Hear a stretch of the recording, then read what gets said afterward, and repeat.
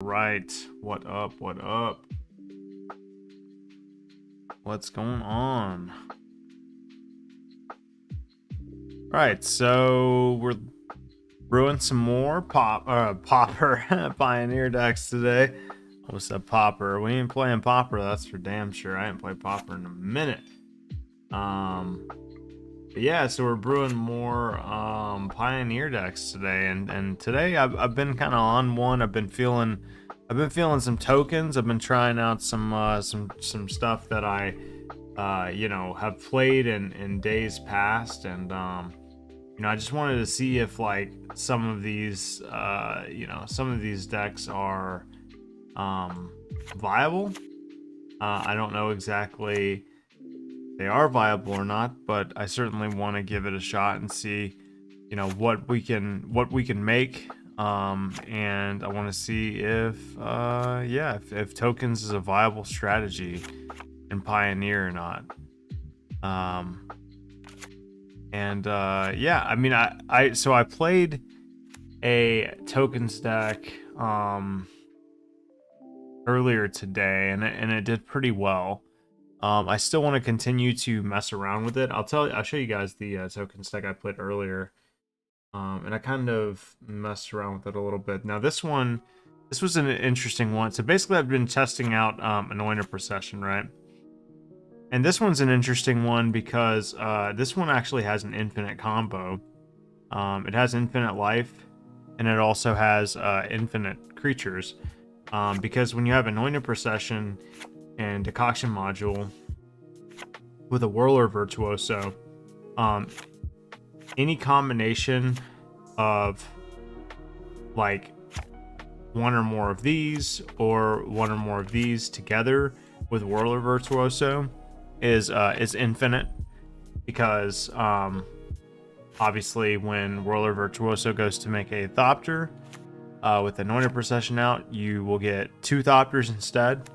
And when you have double Anointed Procession, you would get 4 Thopters, which is lethal. I'm sorry, not lethal. It's infinite, right? If you have 2 Decoction Modules and Anointed Procession out, then for every 2 you make, you would get 2 energy. So that wouldn't be infinite, but it would be a lot of fucking tokens. So there's some cool stuff that you can do with this deck, but for now, I do want to try out the hidden stockpile list, which is more of a typical list. Although I will say that the Witch's Oven is interesting. Now, when this deck was in standard, you didn't play Witch's Oven because that card hadn't been printed yet. You played the what is it? It's an artifact. It's an artifact that you sacrifice it and you get a land. It's not Expedition Map either. It's more mana efficient than not Traveler's Amulet. Renegade Map. You played Renegade Map, and that allowed you to play like a very low land count. I think the deck played 22 lands. And it's possible that, a card like this is good enough, because basically what you want to do is you always want to trigger Hidden Stockpile. This is a very trigger intensive deck. But essentially you're playing a black-white control deck that has token elements to it, right? Now with this strategy, which I need to change the name, because at first I considered playing Lurrus in this deck. The problem is you need an Anointed Procession to really put this deck over the edge. I don't really think there is a way.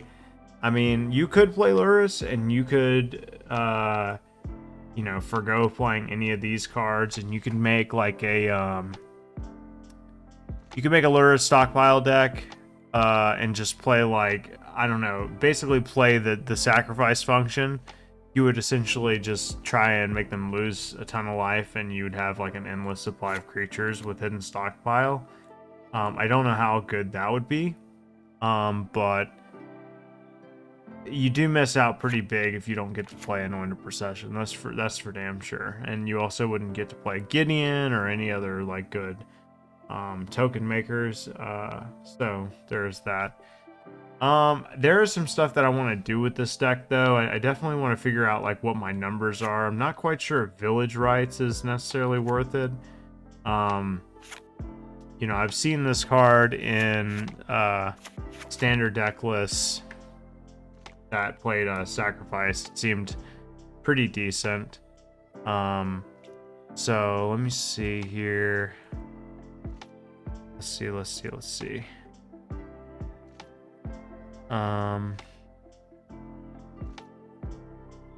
So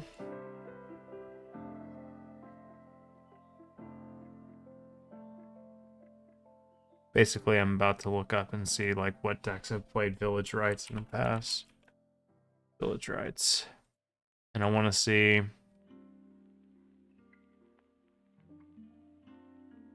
what those decks look like.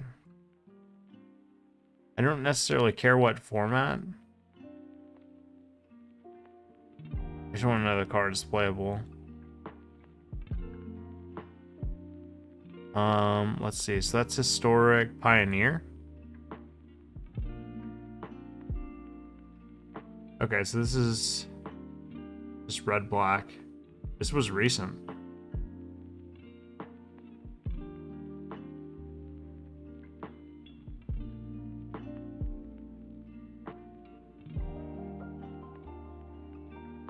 $23 lands. Hive of the Eye Tyrant seems decent.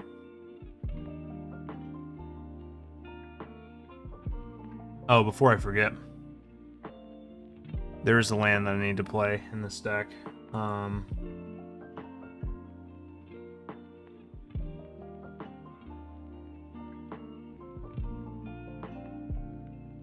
Let's see here. I forget what cards are called all the goddamn time. Castle Ardenvale. That's what I need to play. Okay, so honestly, we can play Castle Lochbane too.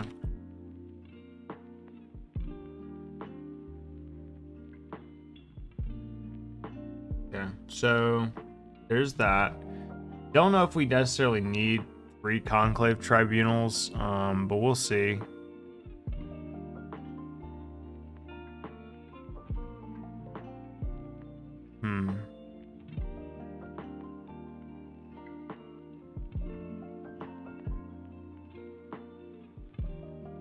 Definitely could see cutting a land. I don't necessarily think we need 24 lands. 23 might be fine.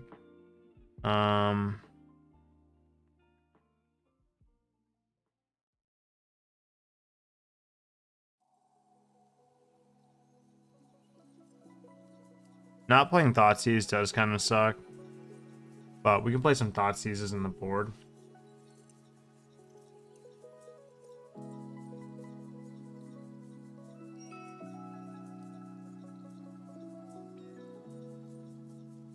I don't know how good Kaya is. I'll probably go down to 1.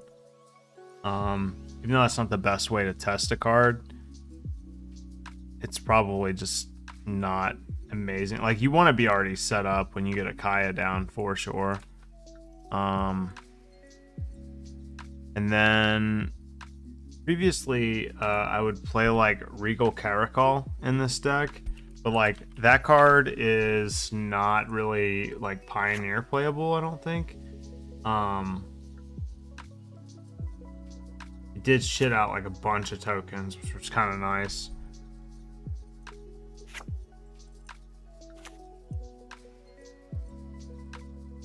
But I feel like we should play something better.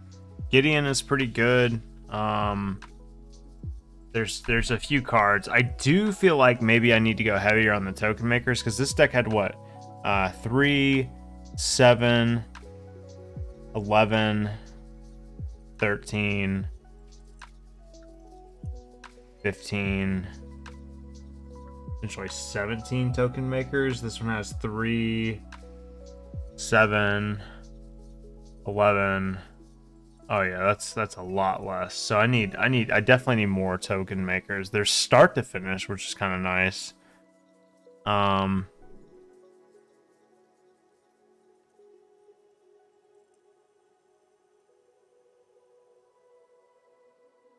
Sunscourge Champion used to be like a mainstay in this deck. Pretty powerful card in this type of deck. Because it turns into a 4/4 when you bring it back. Obviously, it gains you life and stuff, so it kind of keeps you in the game. But making multiples of these is kind of backbreaking for an opponent, especially if they're trying to grind you out and win like the fairway. It's better than it looks, basically, is what I'm saying. Let's see what other creatures had Eternalize. There really isn't that many, right? They were all pretty bad. Dreamstealer was cool. But yeah, so just look at like other tokens, right?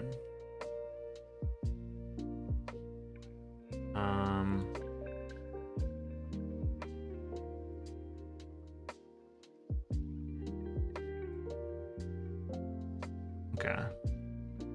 And we need to go. Okay, so we're in Pioneer. And then we're just gonna look at. I need to turn off. This drives me crazy. Show non-promos. There we go.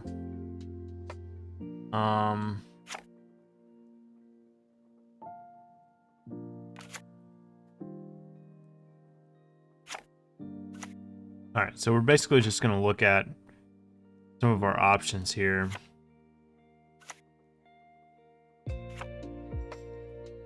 I know this is Absan, but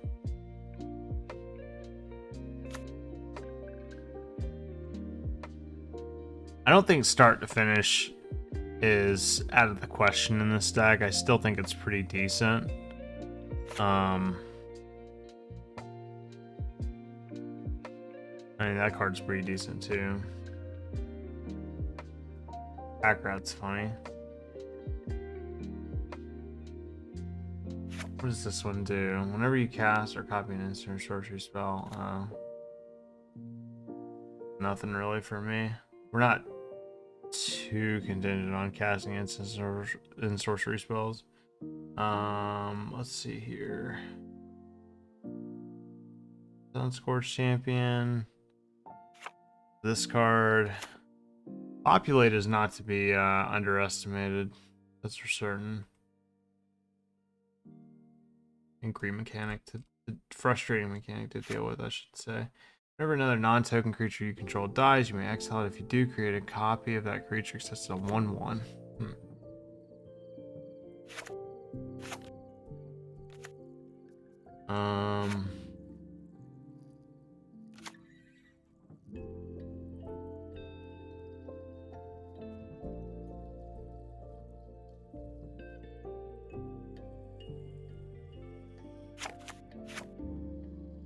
Here, upkeep populate. Interesting.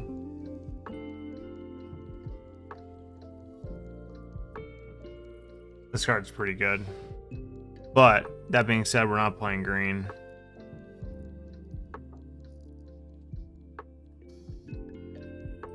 But if we were, that card would be dope. It might even be worth playing green, and to be completely honest, because that card is pretty good.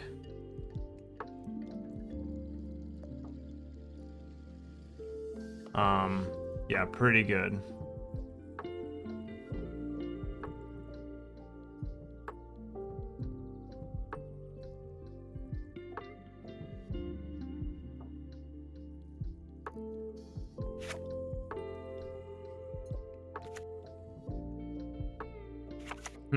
That card's got me thinking, you know? Maybe I should be in green. I mean, this is damn good. You know what I'm saying?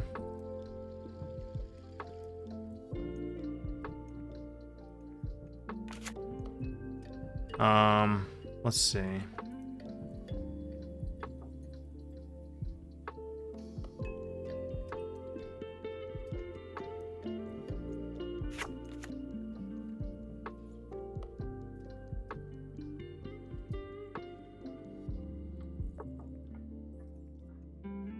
I think of like what cards I would cut in favor of it. Definitely better than Geist Hunter.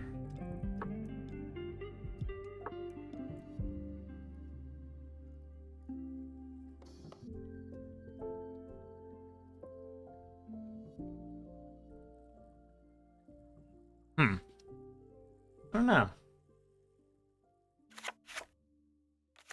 If it weren't for Witch's Oven, Cauldron Familiar is clearly not a great card, but I do get to make a ton of food tokens with Anointed Procession.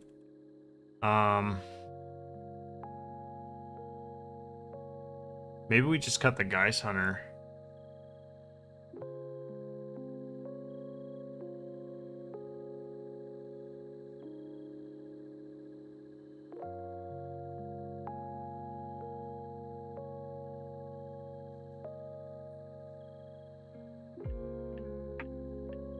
Do something like that.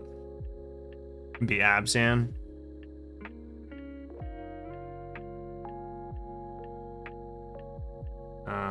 Basic Forest. Let's see here.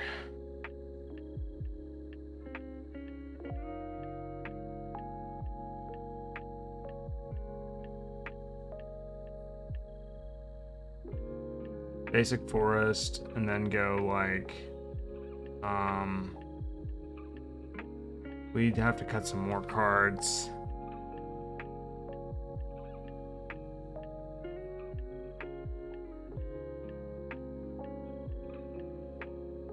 Go like at the plains, at the swamp, like a couple blooming marshes.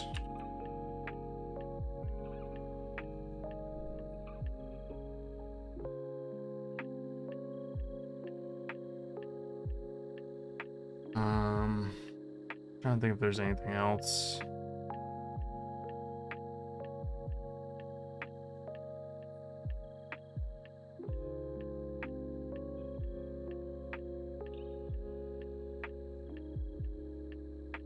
Sucky thing is, without Renegade map, we don't have a super easy way to fix our mana. Like, playing Renegade map was nice because you could just go and get your forest whenever.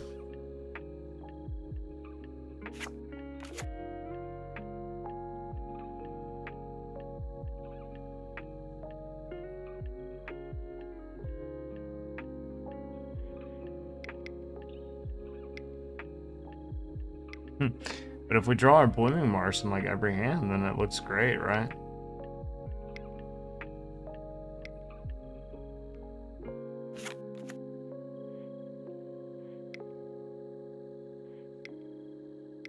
I mean, with Fabled Passage, it's not so bad.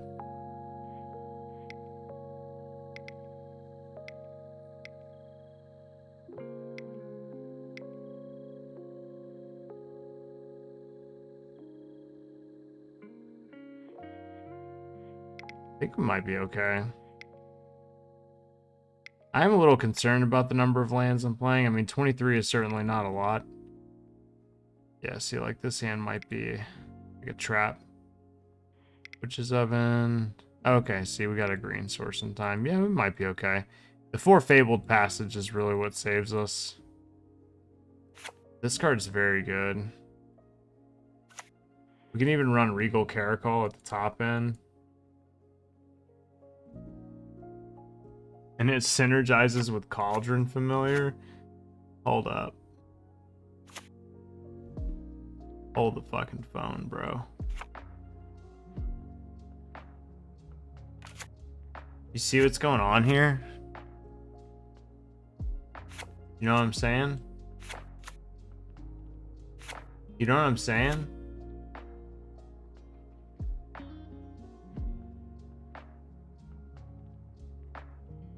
Might be onto something here.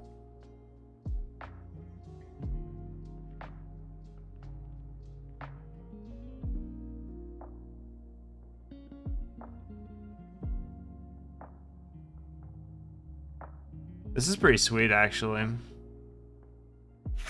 Only bad thing is this is legendary. That's it. So what do we cut in favor of the Caracol?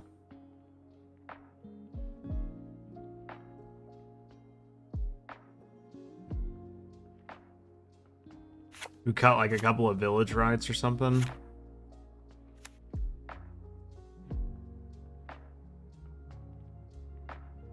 Seems wrong, but we don't necessarily need Conclave Tribunal, but I feel like you got to play something to answer like random shit in your deck. Otherwise, like you're gonna get like absolutely demolished by something like you just never saw coming.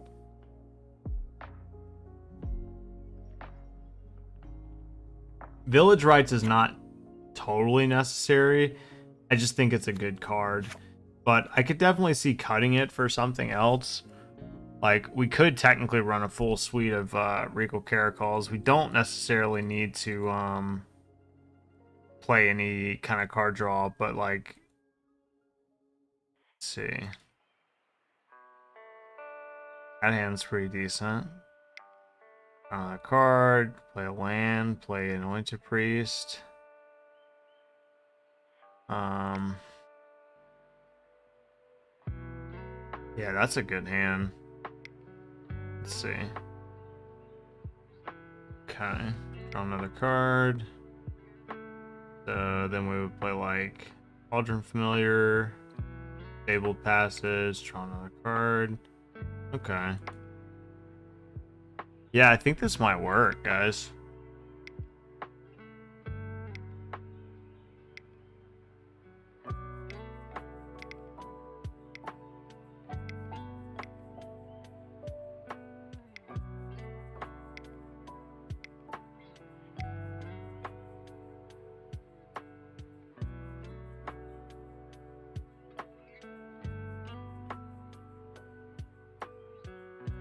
Alright, kitty stockpile it is.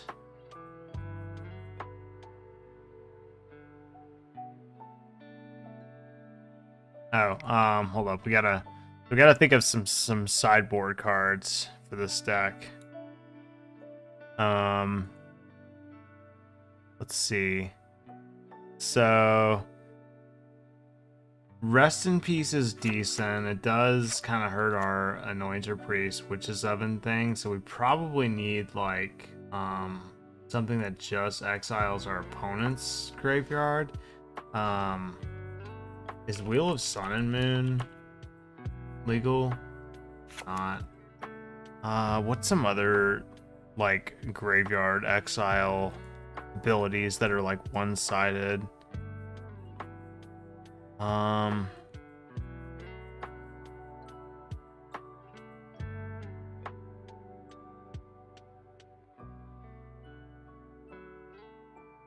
I think of like cards that we could play here.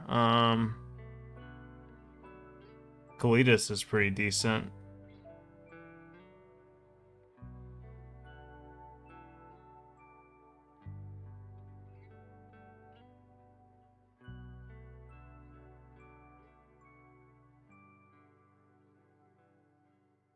Yeah, Kalidas is decent. Synergizes well with our deck.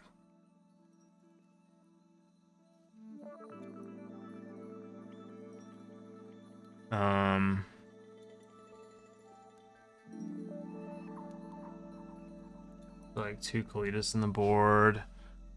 Up for green. Kyle, appreciate the like. Welcome, welcome. Well, we gotta change the name of the stream though. Endurance wouldn't be bad. Well, Endurance is the thing is, Josh, we're playing Pioneer, so we can't play Endurance. Yeah, man. Peace to you as well. Hope you're having a good holidays. Hope you guys are, you know, I know everybody's gearing up for New Year's and stuff, but I hope y'all's week has been going smoothly. Let's see. Let me change the title of the stream real quick, because I feel like we have to let people know that we're playing Kitty Stockpile. Look at the sweet prize I won. Oh shit! What up? I'm gonna totally butcher your name. So, Lancioto, thank you so much for the follow. I'm sorry if I mispronounced that. I'm sure I did.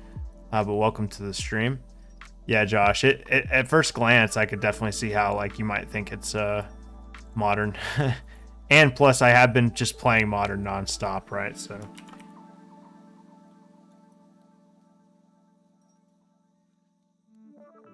All right, so kitty stockpile. It is. My cat is meowing for approval. All right, so let's look at some Pioneer sideboards. Pioneer. There it is. Okay, so God damn, thank you, baby. Love you. All right, so this is here's one. Now, obviously, we don't want a card like Gravedigger's Cage. We need something that's one-sided because we do play with the graveyard ourselves. So, there's that one card, Exile, Graveyard, Draw. I'm so bad with card names when I'm on stream. Like when I'm by myself. Actually, that's a lie. I don't remember them by myself either. I don't know why I was about to lie to you guys. I think this is a card that I played a one of once upon a time, but it's I think it's just cute, honestly. Exile a card from that cremate, huh? That's pretty funny. There is a card that makes tokens when you but I think it is let's see here. So we want to exile the graveyard and make a token, right? What the fuck? Oh yeah, I forgot about this. This is a cool card. In my car. Sorry, baby doll.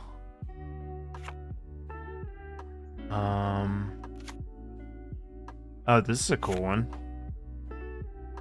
Creature card from graveyard makes a 1/1.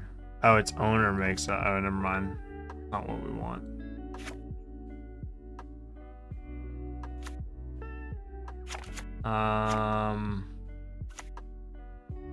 I love Pioneer because it's so open.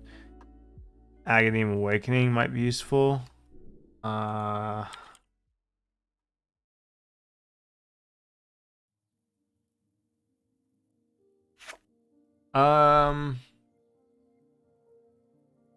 It could be.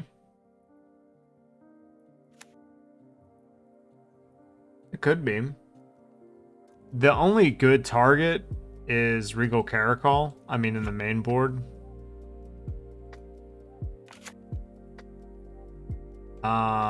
I mean, unless they manage to kill a Cauldron Familiar and you don't have any ways to bring it back. I know, buddy. I know. I know. All right. So what was I doing? There's a common or an uncommon that does what I'm thinking of. I'm just gonna go to the bottom here because it's an Orzhov card. This one. Exile target card. Okay, so it's just one card. It doesn't actually exile the graveyard. Well, that's what I was thinking of. So I don't want that. Maybe there's something else though that, you know, that works the way I want it to. And basically, I need something that synergizes with the deck and exiles my opponent's graveyard.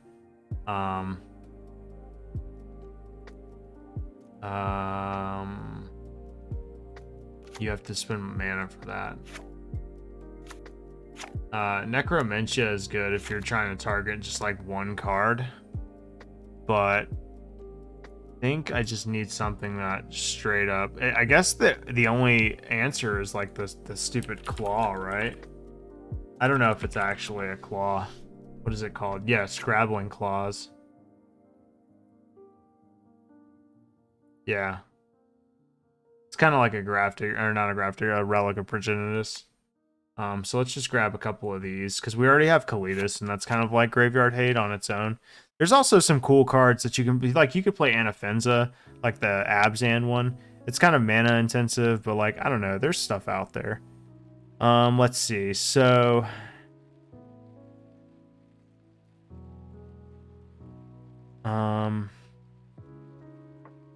Deafening Silence is a card that I see people playing. I think this is just a card for you play this for Jeskai Ascendancy, stops them. Hey, will you stop, man? He's being crazy. Yeah. Yeah, it's closed. Oh, Go Blank is interesting. Go Blank is interesting because it serves as Graveyard Hate, but it also can be brought in the control matchup. You know what I'm saying? And I do love me some Mind Rot. I think Mind Rot is kind of underrated. I definitely draft Mind Rot quite a bit. So let's grab a couple of these, and like we'll play like 2 Thoughtseize and 2 Go Blank. And what else? What else we got? I do think that there's probably some green cards that I'm missing. Binding of the Old Gods.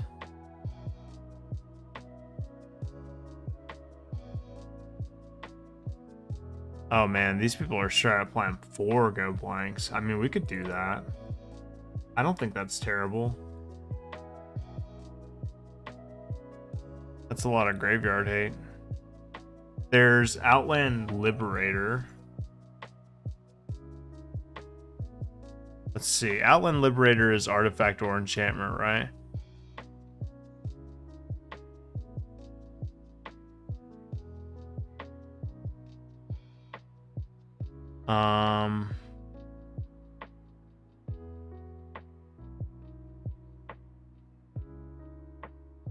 Sorry, I just had a thought. I was wondering if I should play Trail of Crumbs in this deck. I don't know if I should though or not. We'll see. Bless you. Okay, so we are looking for something that is Mortify. Oh, hold up. Fracture.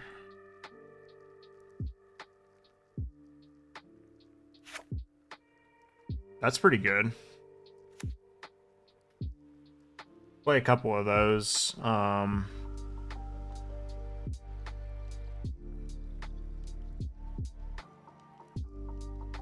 And then what my cat's doing, guys? He's fucking losing it. Ashiok Dream Render. Yeah, I thought about Ashiok. Agent of Erebros. What does that card do again? Oh shit, that's a goddamn flashback, man.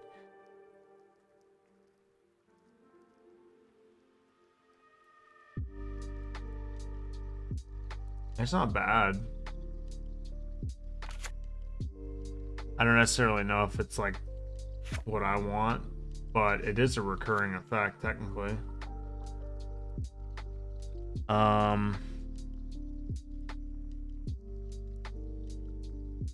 Yo, dude, what are you doing?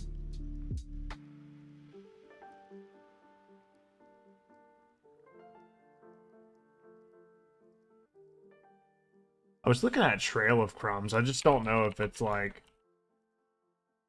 See, the problem is I think this is just a different deck. Like, I think this is just Jund Sacrifice. Because then people... What they do is they play Gilded Goose and this and the Cauldron Familiar and the Mayhem Devil. And they just go that route. It does draw you cards, which is cool. I'm just not quite sure if it's like where I want to be. This is just kind of a different kind of deck, I guess.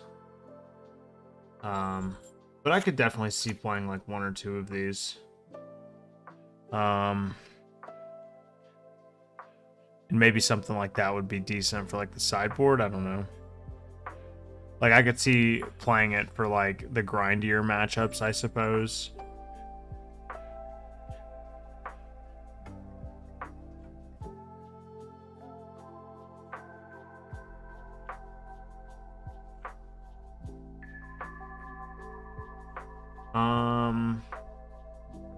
So we have 2 conclave tribunals in the main.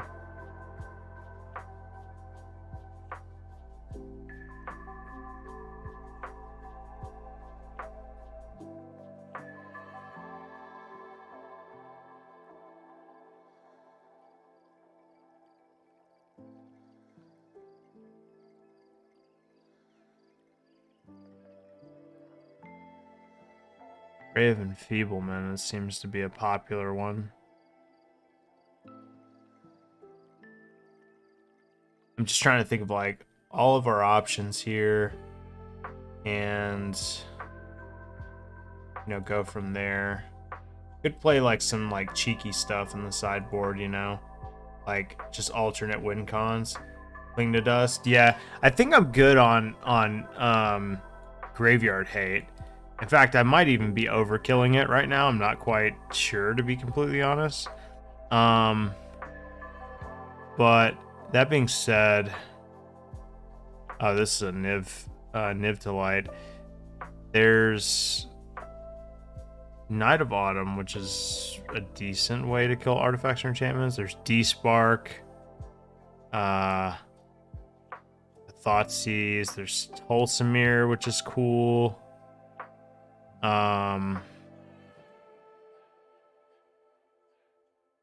Few different cards. Abrupt Decay is a good like catch-all sort of.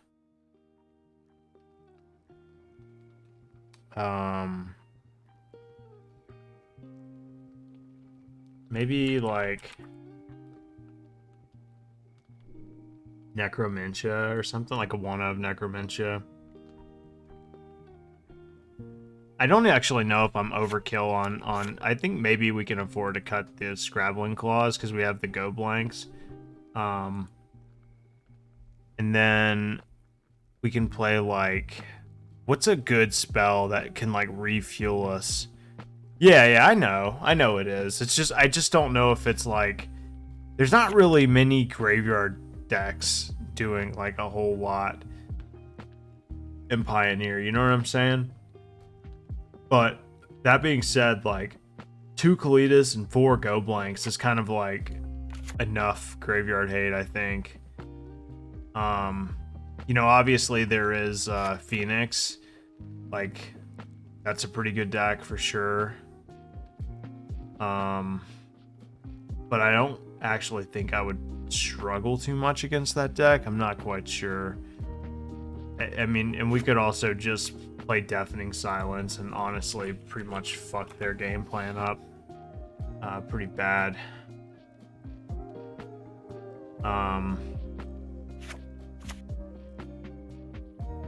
Let's do like, what planeswalkers are out there? There's like got to be some. I know there's Elspeth is a good one. Not big Elspeth, but small Elspeth. This one is pretty good for tokens. Demonic Embrace.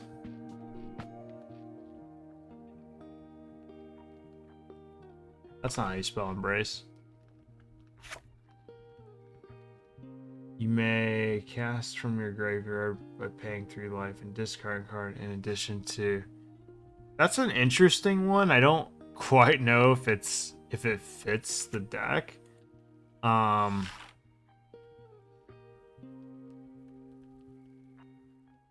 think I'm just gonna play like an additional planeswalker in the sideboard just to give the opponent like some different looks. And we'll just go from there. There is fuck, what's her name? The Golgari planeswalker. There's Vraska. And she's pretty good. There's like Big Vraska. I used to play this in the main deck, the standard version of this deck, and it was pretty good.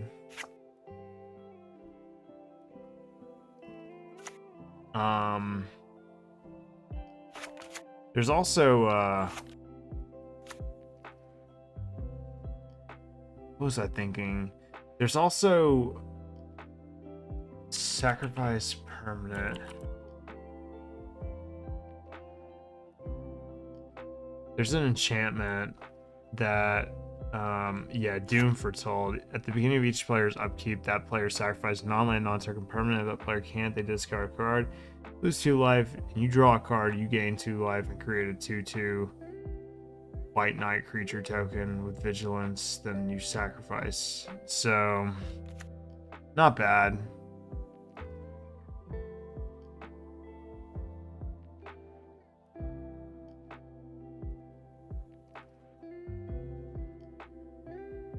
Let's just vary it up. I like that. We'll just go with that. Are there any cats? Are there any other cats I'm forgetting that would be good in this deck? There's Lurrus. Lurrus is a cat. Cavalier of Dawn. That could be a good one. It's not a cat, though.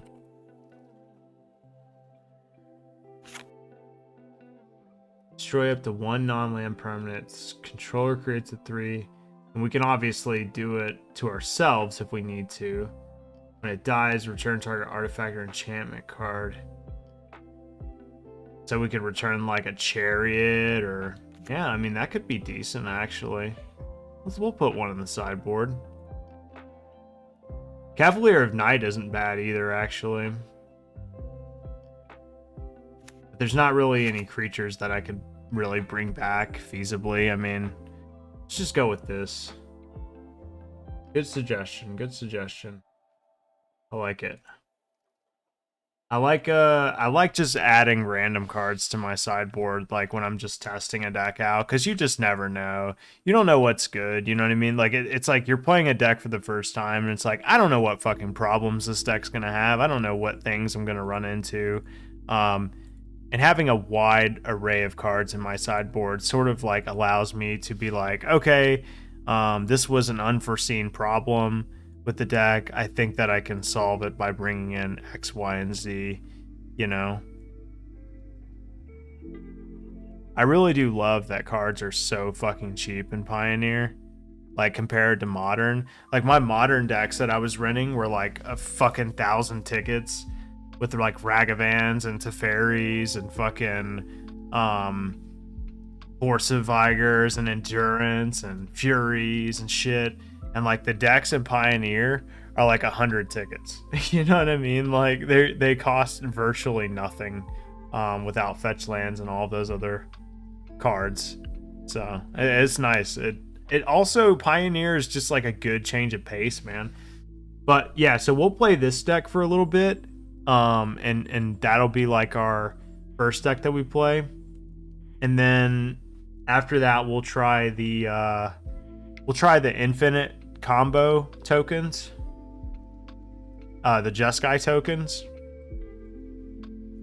We'll play that one through a league, and then we'll go from there. I'm off tomorrow, so I'm just kind of like, my regular time that I had intended on playing is sort of like out the window at this point. I don't plan on staying on all night long, but like I want to play for a decent amount, because I've been, honestly, man, like I've been fucking slacking on the streaming, especially with the holidays. What am I missing here?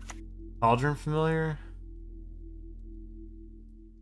Did they not give me a Cauldron Familiar? Why didn't they give me Cauldron Familiar? That's weird. Wrenn and 7 for tokens and Planeswalker. It just, the problem with Wrenn and 7 is that it just, like, it's awesome. You know what I mean? But it just costs too much. And it's like, we're not really playing a lot of lands. In fact, I don't even know if Wrenn and 7 is, like, playable in Pioneer for that reason. Because you don't get, like, fetch lands and stuff. Right?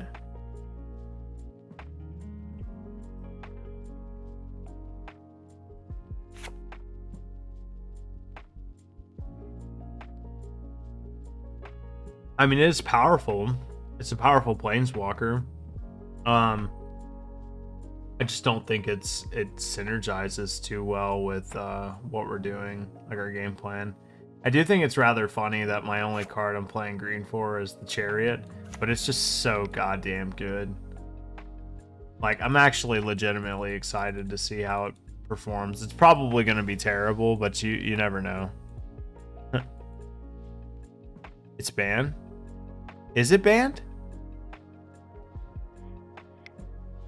Is Ren and 7 banned in Pioneer?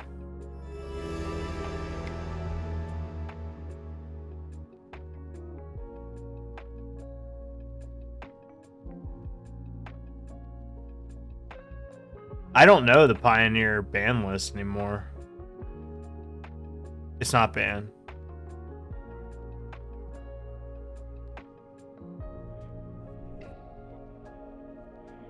Alright. Let's fucking go, baby. Let's go. Yep.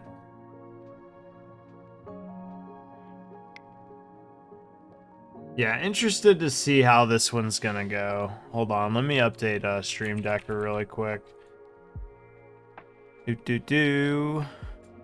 Decks, my decks, upload. Kitty stockpile.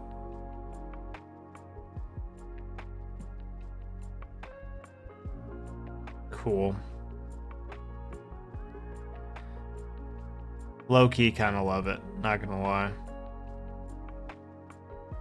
Oh, about Cat? I think it was banned in Standard, wasn't it? Cauldron Familiar? It has been banned before, I think, right? Or am I fucking thinking of something else? It's not banned in Pioneer, though, currently.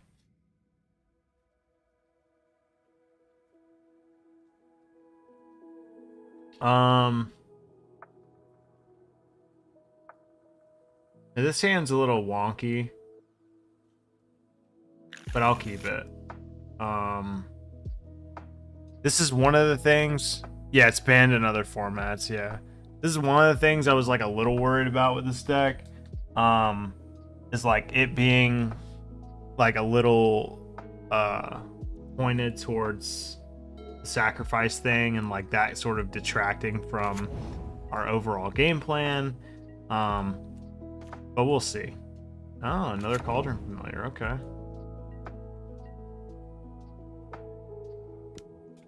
Sure. Our opponent playing Phoenix.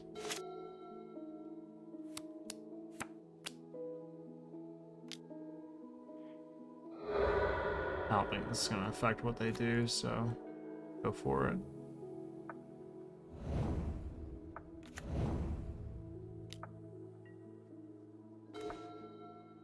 Oh shit, the combo.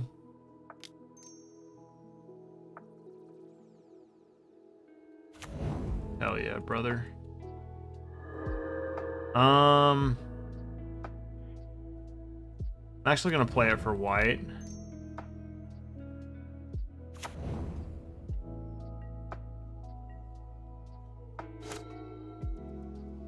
So good.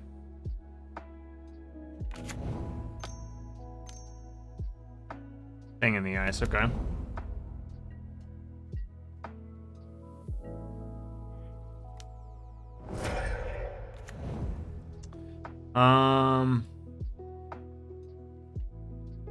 Yeah, I'll bring it back. I want to see if they try and kill it, because we have, okay. I'm gonna say we have means to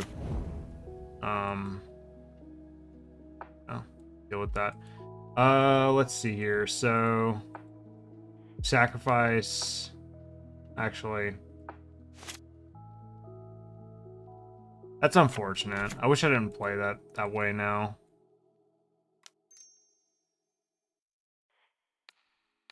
Oh well.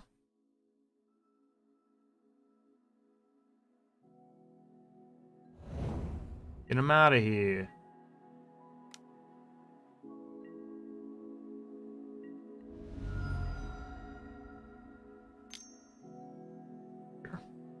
Pretty sure they're playing Phoenix, which is like the de facto like best deck of the format currently. Let me bring this down a little bit. Sorry, guys. All right, there's another one.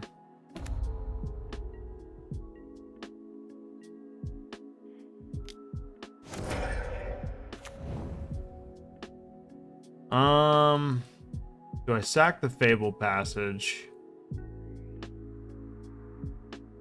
Nah. Fuck hard. God damn it. Ah! I hate it.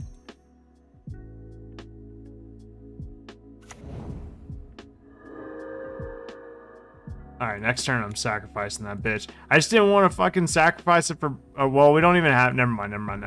It doesn't matter. Because we're not playing 2 swamps. Only playing 1. Which is an oversight on my part. Actually. We're only playing 3 basic lands and we're playing 4 Fabled Passage. This is deck building. Oh, God. Brewing. Why is it hard? At least we're kind of getting in there with these Cauldron Familiars, though. Uh-oh. We do need to come up with an answer quick for that thing in the ice, though.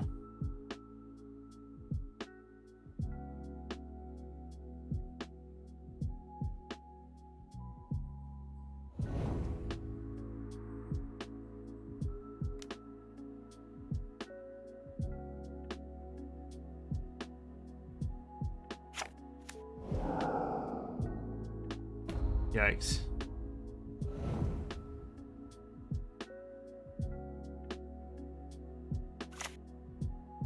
Don't cast another spell.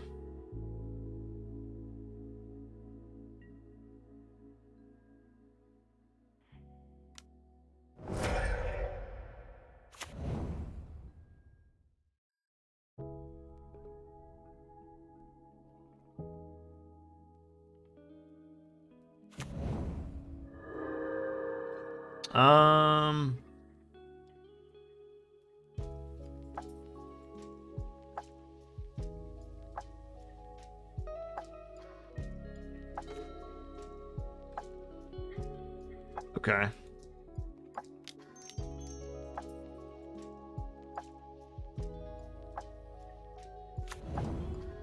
And then what do we do here? We can crack it for white. Or we can just sacrifice. Yeah, I like just sacrificing the Cauldron Familiar, honestly. We do need that land, though. Toxtril the Slug Horror? What on earth is that? Not a real card. That must be a new one.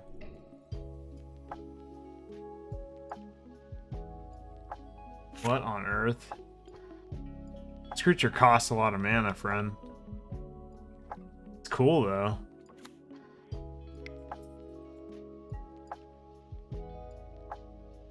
Alright, this is definitely getting bounced back to my hand. The cool thing is, though, we can block that thing in the ice eternally. Like, there's no fucking shot that they're getting in with it.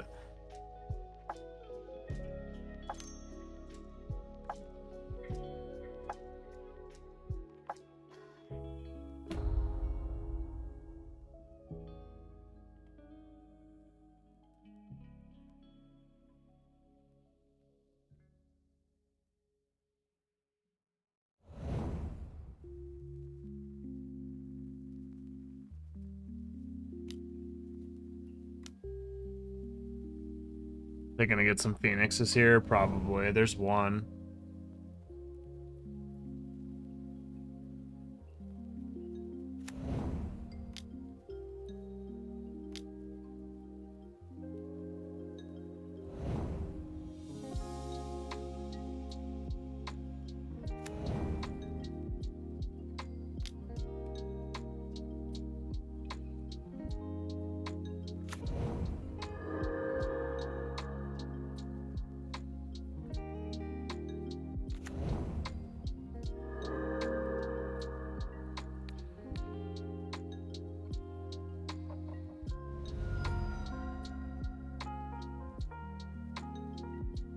And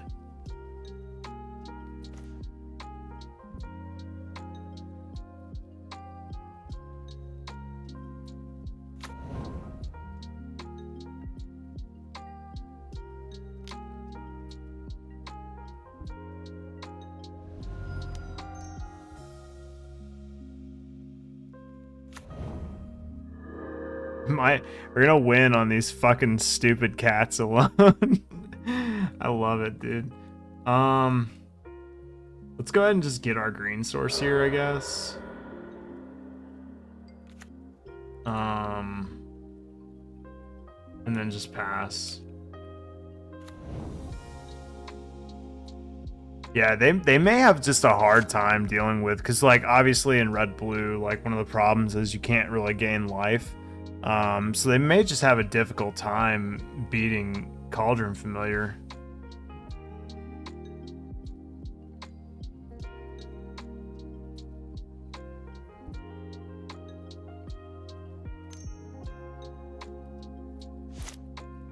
Obviously, if they get more Phoenixes in their graveyard, we may have a difficult time.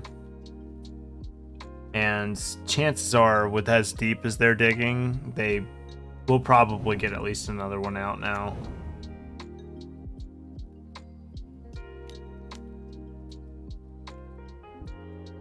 All right.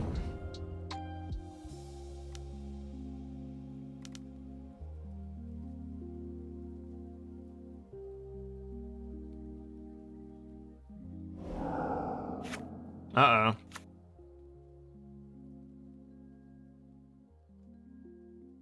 That's not nice.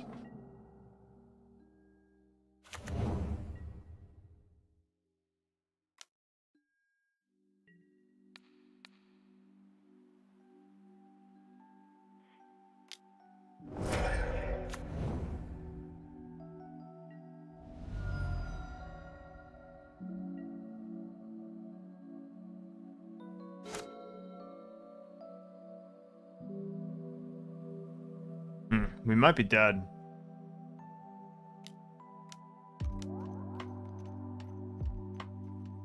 The fact that they took 2 extra turns is, ooh, that's nasty.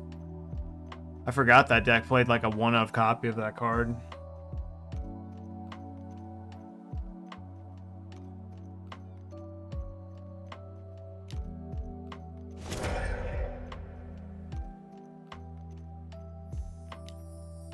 I should have sacrificed that in response.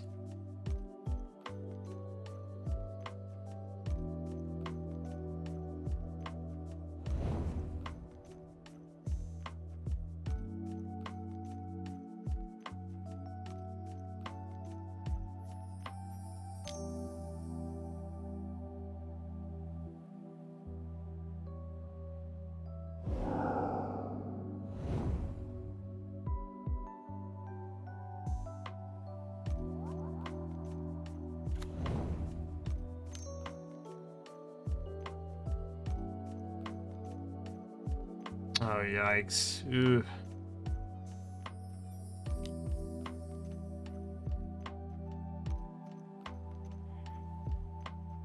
I don't know what I need, but it's not that. They just have me, right? Yeah. Let's just go to the next game.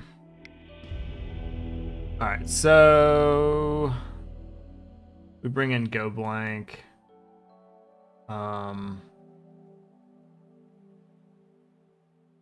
Sorts by mana value. Okay, so we bring in the Go Blanks. What do we take out?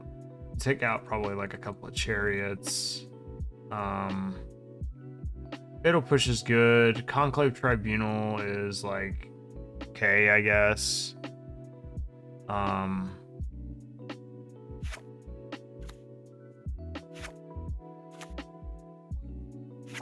Like the Kalidas, kind of.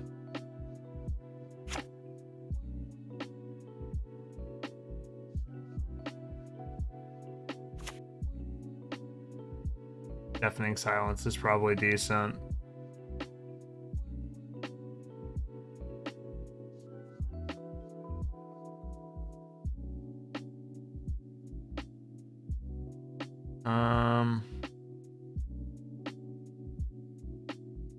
Got like a couple caracols. We want Kalitas.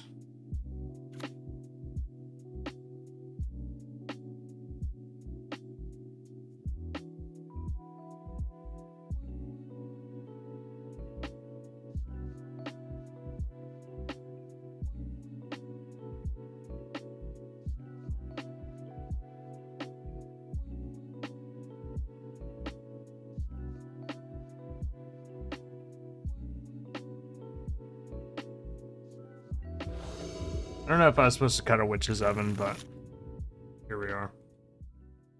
Cool, keep. We have lands this time, that's good.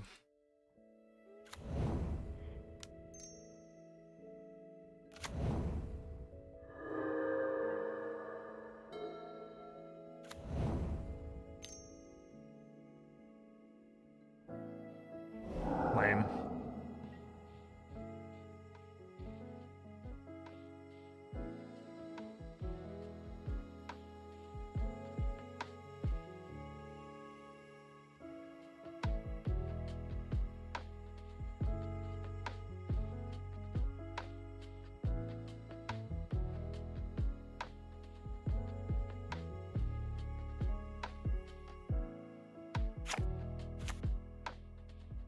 I don't know if this is a matchup where I bring in Necromancer or not, but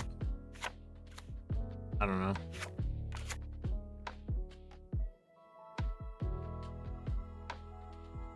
Yeah, Orzhov. Actually, we're abs in. We splash green for Vraska in the sideboard, which is probably not totally necessary, and Chariot, because we're playing cats, you know what I mean? It wasn't intentional, but we're playing cats. Play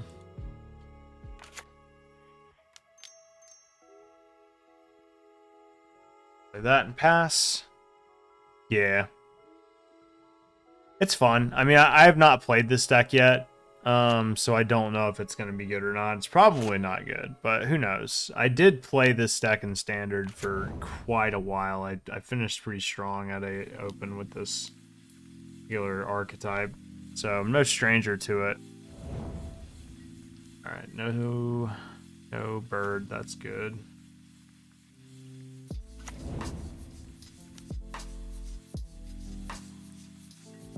Next turn we can play Anointed Procession. Hopefully this turn they try to slam a nope.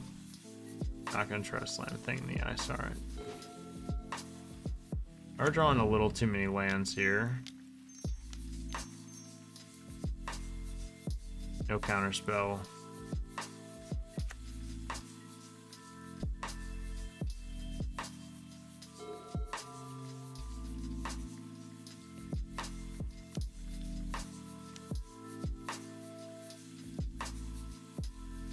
Seems like a good start for us.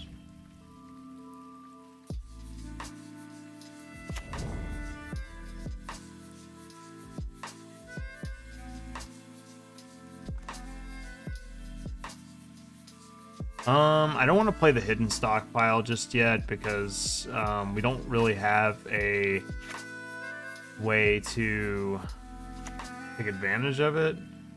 So we'll just play this, and we'll just pass, leaving up the Castle Ardenvale. Messengers, Resto Angel, and whatnot. I'm not really too familiar with that. Messengers, is that like Geralf's messenger? You're talking like old school Standard, right? Or is this like extended or type 2? I mean, that's a pretty cool idea.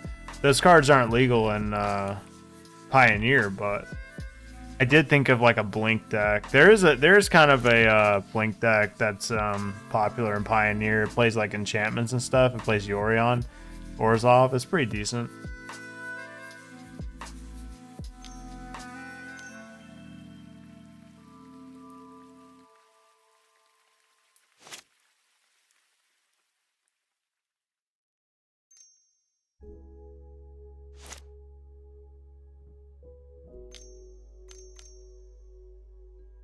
Another piece of the puzzle. Opponent's dirtling a lot. Yeah, not in Pioneer. Eternal Scourge. What the fuck, dude? I guess they exile it with their delve spells and stuff. Wild.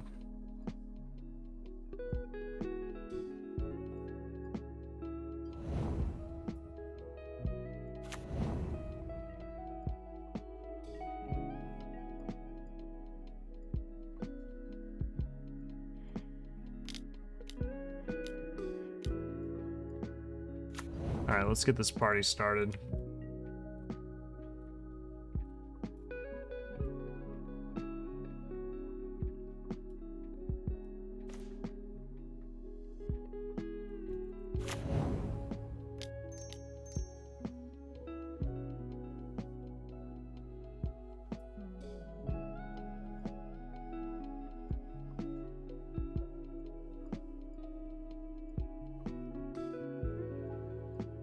Falconwrath Aristocrat? I don't think it is. But I can't remember shit about Pioneer, man. It's like I forget what cards are legal in it all the time.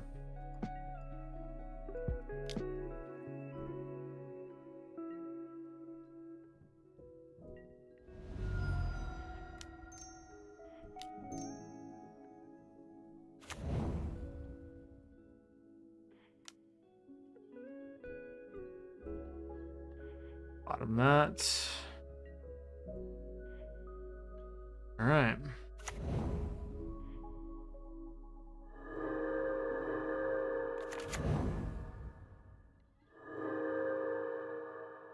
Finally doing what our deck is supposed to do.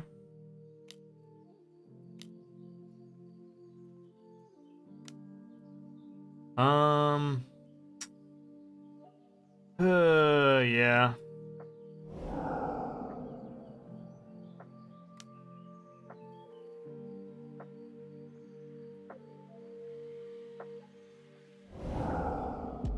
That's annoying.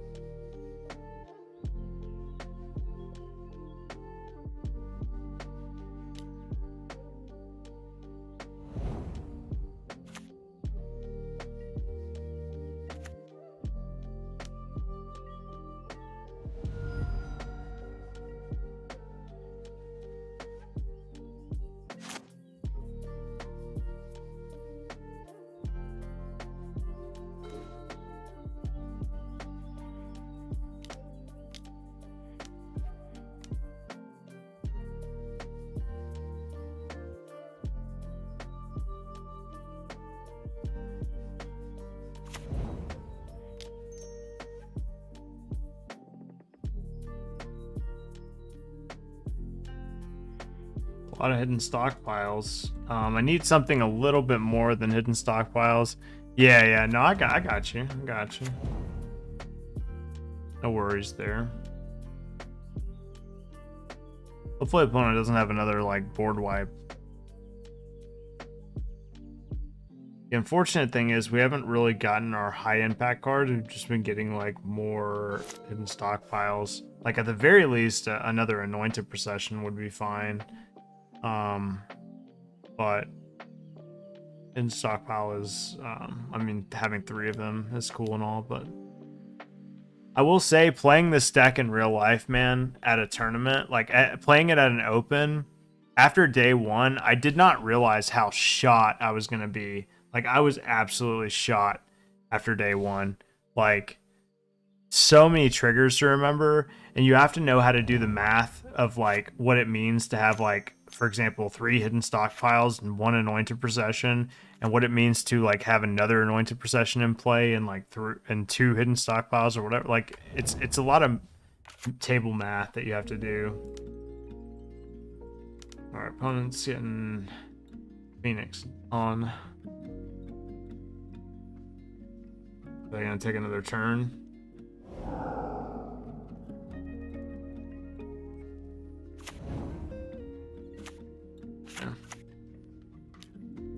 Yikes.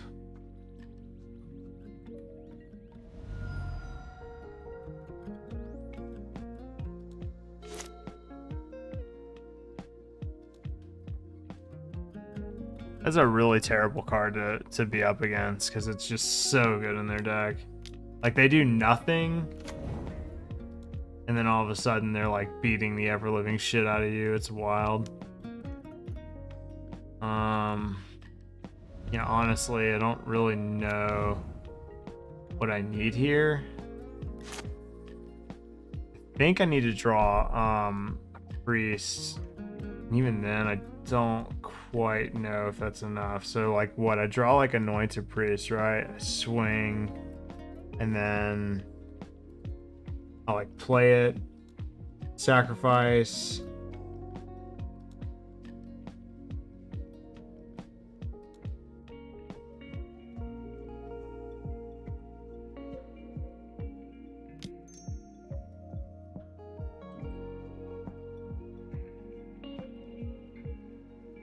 Well, that's anointed priest. I don't know. I'm not gonna do the math. I don't care.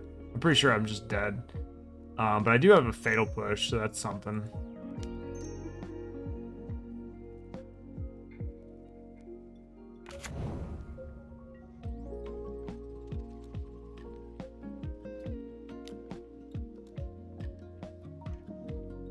That's annoying.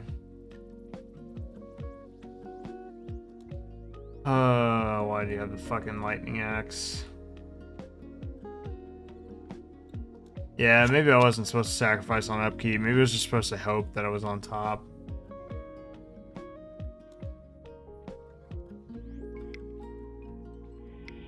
Yeah.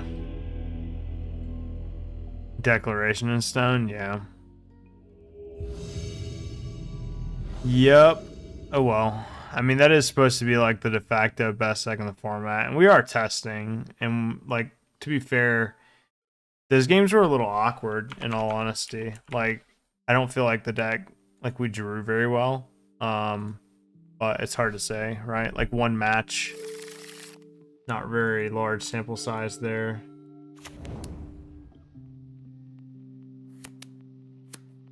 But clearly, we're gonna get a plains off of this fabled passage. I'll still get a plains off of it, I think.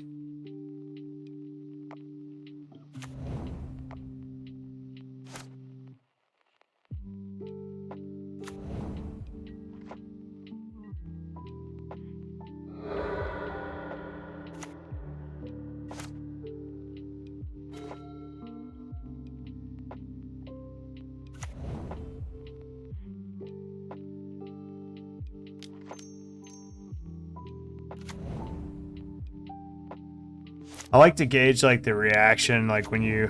I felt Phoenix was a bit rangy, that's why I didn't like playing it. What do you mean in terms of like rangy?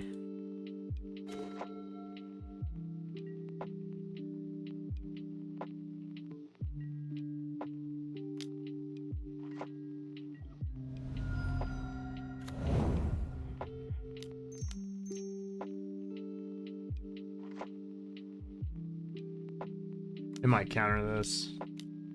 Yeah.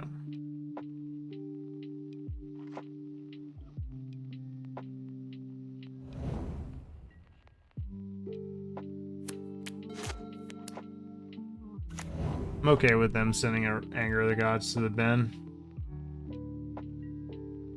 Smells like another counter spell to me.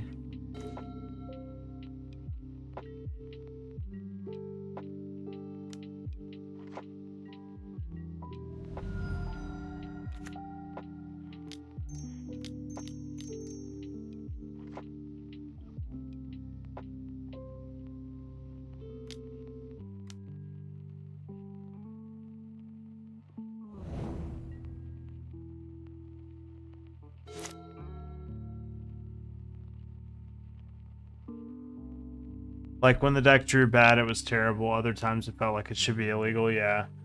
Yeah, it's like, it's weird that it's good again in Pioneer.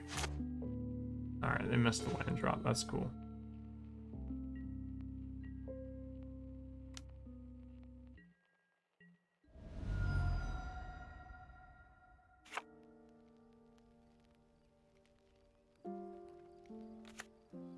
What do you think? You play Caracol here?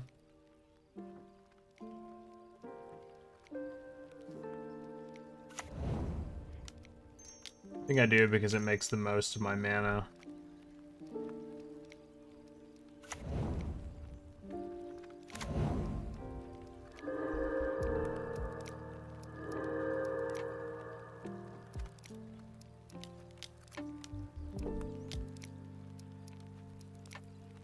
They might not have another counter, but they might have another Anger of the Gods or something. Them playing main deck Anger of the Gods is kind of unfortunate. I wouldn't think that would be a card that people would play in the main deck, but I guess I'm mistaken.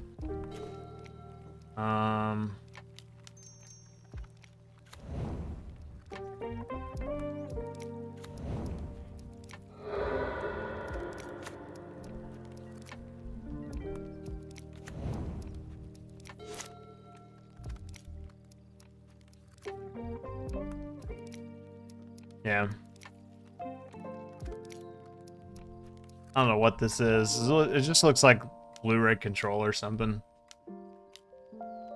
Goldspan Dragon. Blue-red dragons.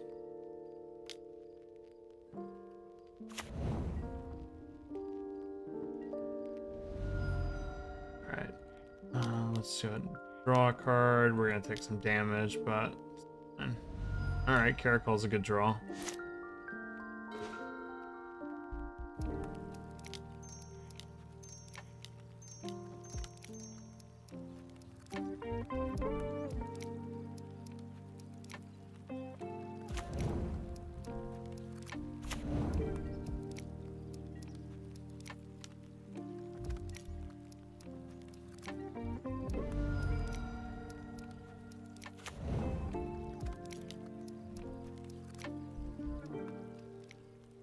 Bottom nut. Get us another token.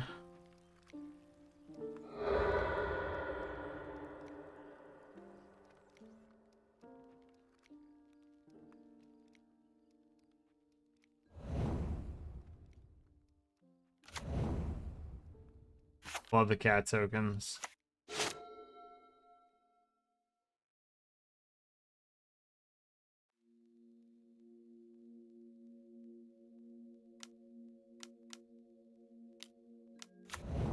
Another Goldspan Dragon.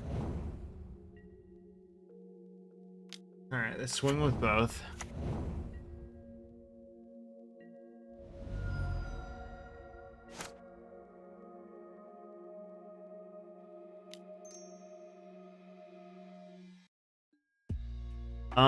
Witch's Oven.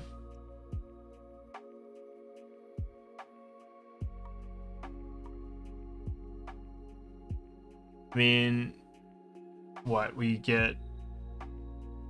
Token, a food token. Gain 3 life, go up to 10. Maybe go up to 14. Otherwise, go to 11. Which is technically out of range of on board. So I'll bottom it. I don't know. Doesn't seem amazing here. Okay.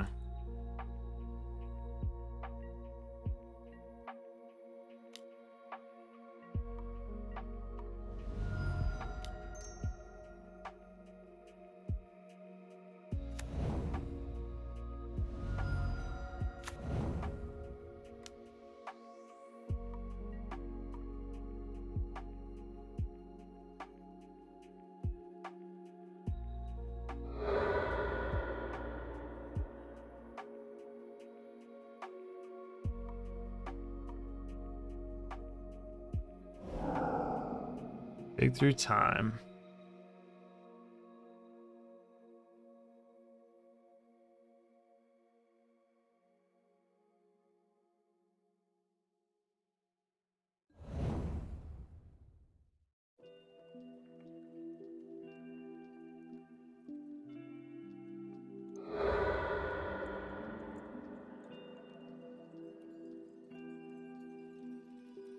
Him cycling Shark Typhoon for 0 seems good for me. Seems like a good sign.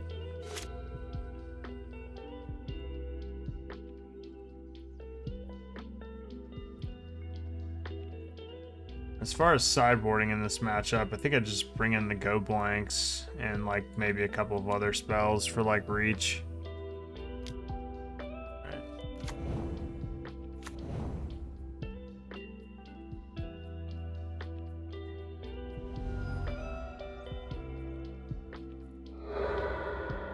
Looks like I might die here.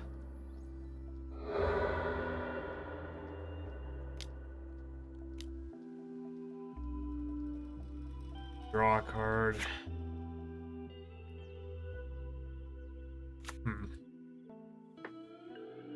That could be problematic. Do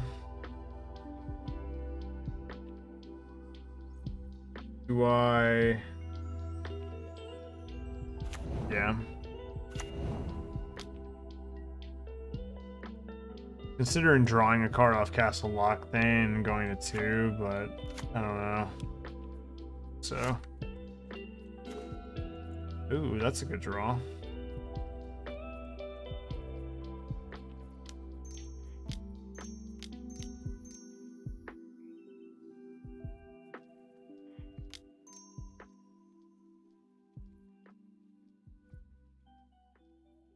They gotta counter it. Oh, you bastard.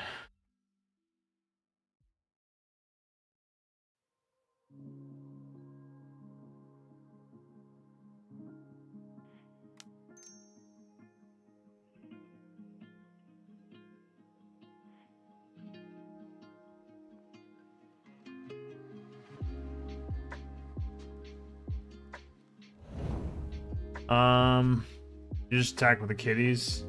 Not all of them, right? You put them to 2. I'm just dead though, right? On the crackback.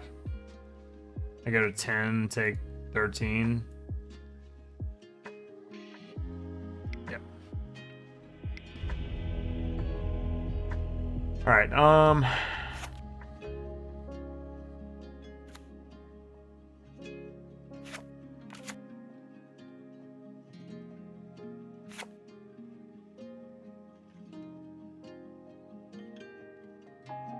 Yeah.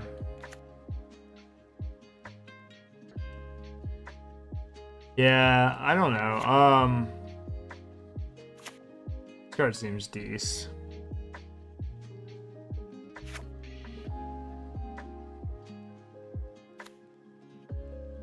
Cavalier could be good.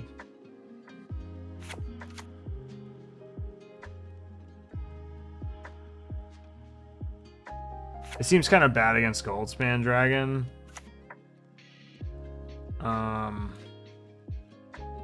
Do like go blank.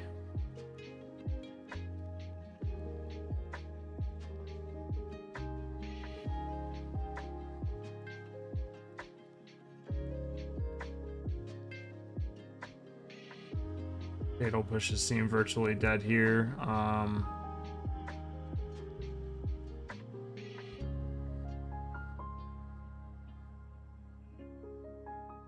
4 cards.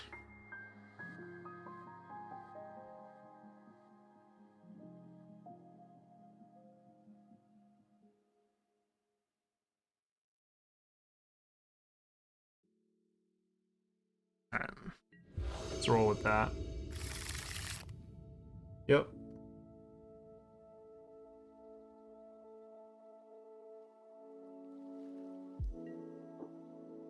Yeah, I mean, our way of dealing with threats is supposed to be like either Conclave Tribunal or just simply not caring about them. The problem is like our opponents have had threats that we, I don't know, we've just been so close, right? We've gotten close both times.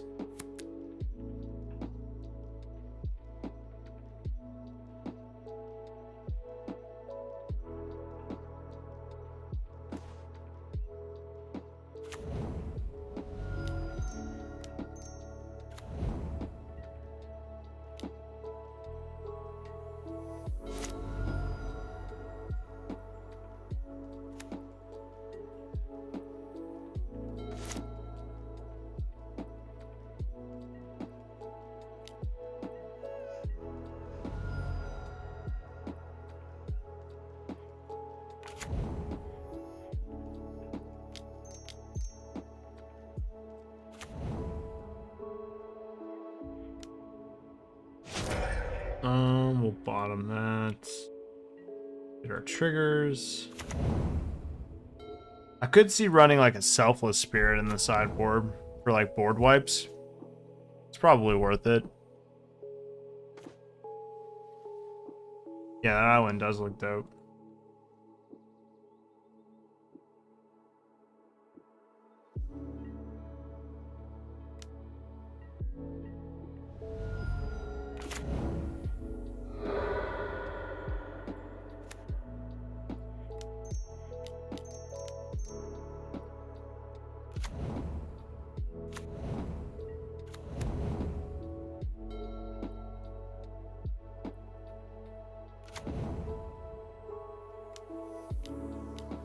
Damn you.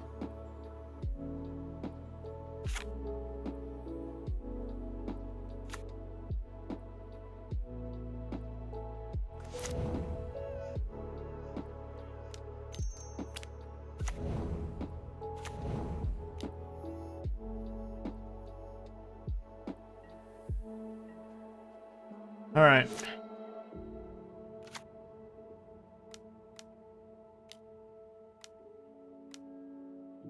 Yeah, Anger of the Gods just wrecks me. Selfless Spirit might just be like the card. That's a good draw.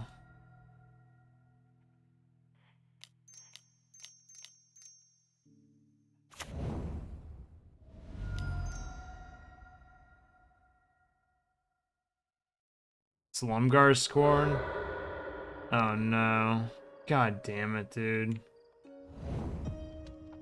Motherfucker. Ugh.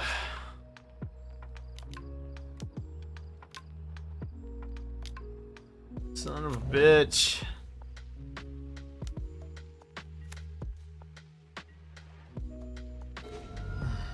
All right.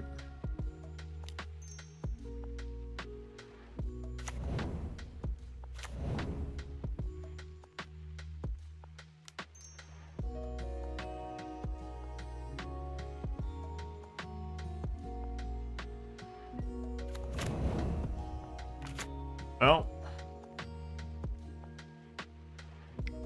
end of that game. Shit. What's up with these fucking blue-red decks playing main deck Anger of the Gods like some rat bastards? Alright, if we lose another one, we'll drop from League and then concede to the fact that maybe Cat Stockpile isn't where Pioneer needs to be. I do have another deck that I was testing the other day that is obviously good. It's a deck that I made that that changed the Pioneer way for a little while. I have a couple versions of it. It's basically Fires of Inventions with Yorion.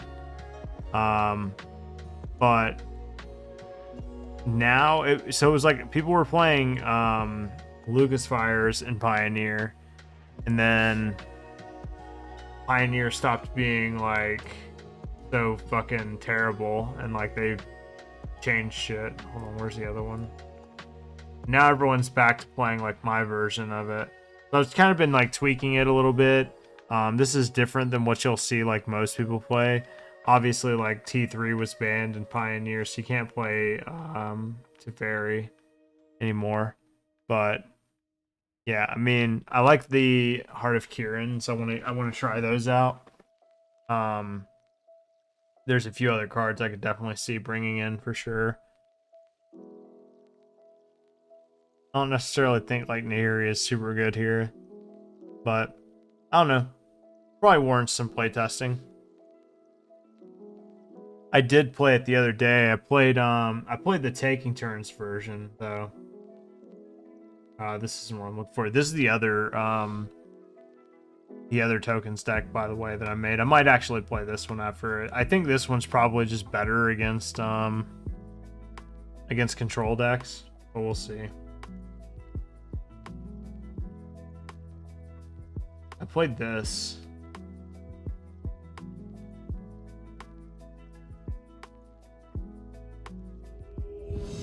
And I think I went 3 and 2 with it. Sideboard probably needs a little bit of work, but yeah. That's fun. A Grixis control deck. People have been trying to make that work for so long. I did see like a Grixis Dragons list that was pretty sweet.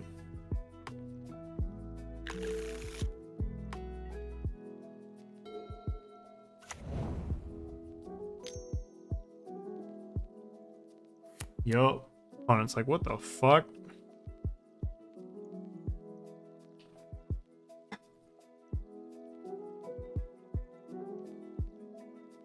You could do like Grixis Fires. Like be a little less greedy on the mana base.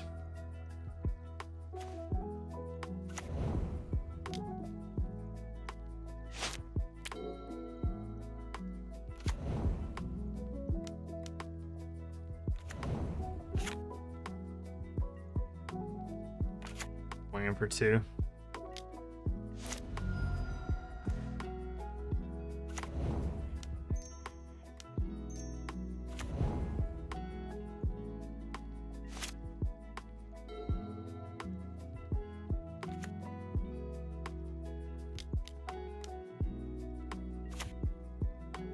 Uh-oh, they're going aggro.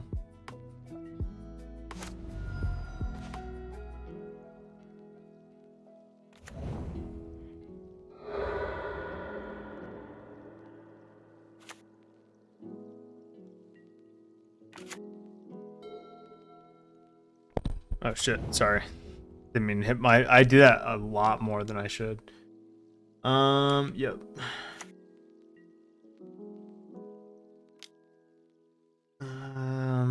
Sure. Take 6.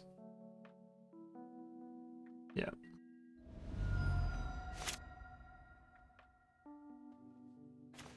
Bro, I knew I was gonna... I had just had this feeling I was gonna draw Anointed Procession.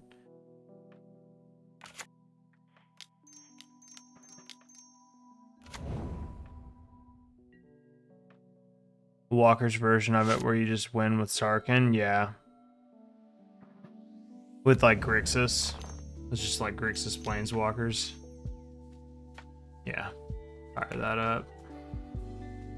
And next turn we should be fine. They're gonna get our Anointer Priest, but that's fine, honestly. We block here, we take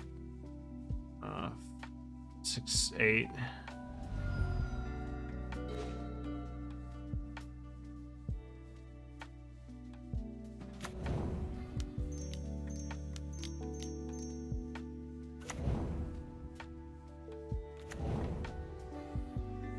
Alright. It's kitty time. Oh, you know what? We should have fucking sacked Babel Passage. What am I doing?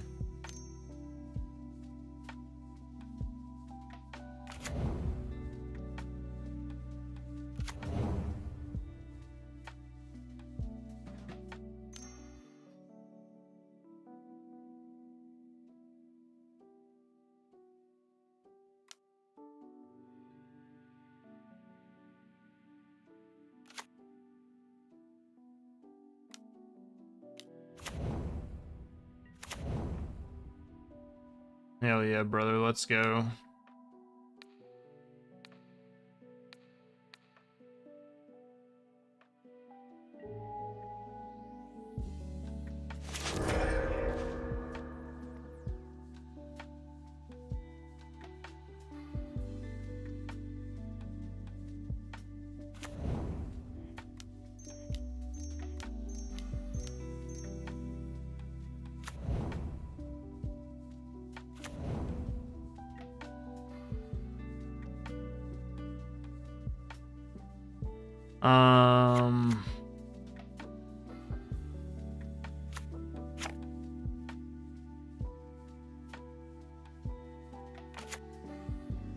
I don't think we swing here, right?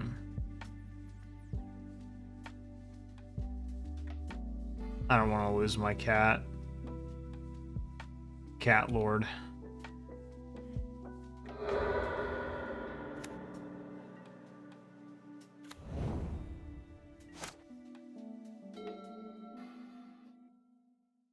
So far, so good.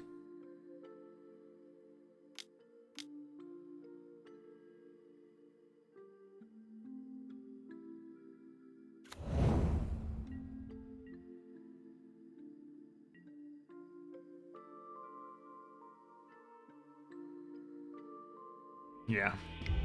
Yeah. All right.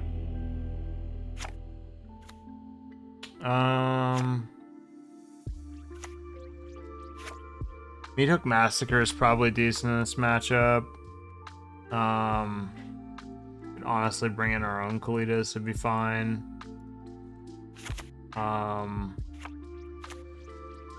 That should just about do it, honestly.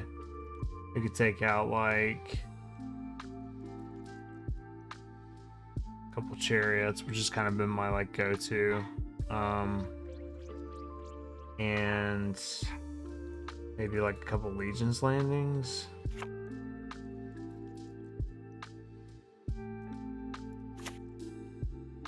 Cavalier of Dawn's not bad.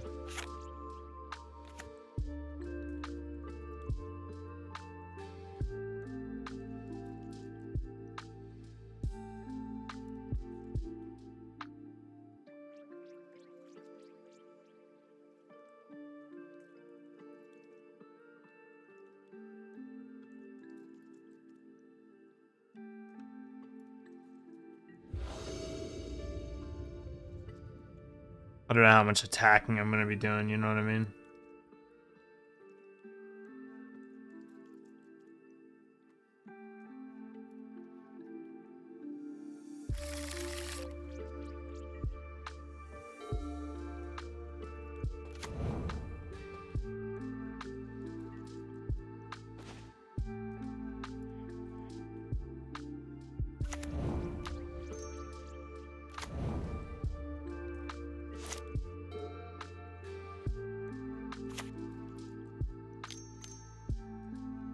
Yup.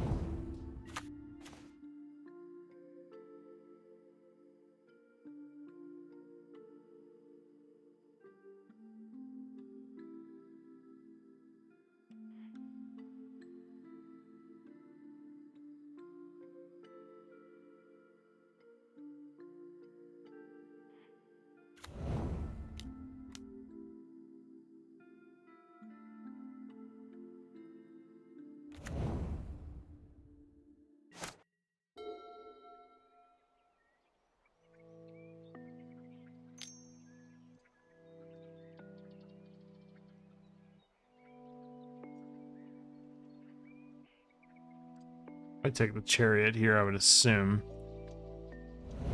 Yeah.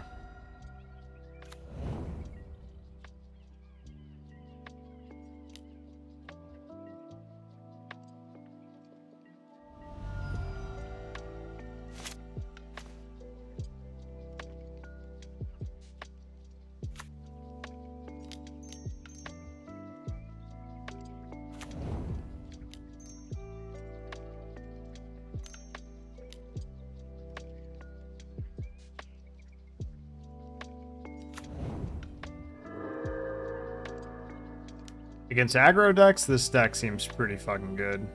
Against control decks, I'm not quite sure. I think in an aggro heavy meta, this deck could definitely do some things. But with like people playing main deck Anger of the Gods and shit, I don't know how viable this deck can be.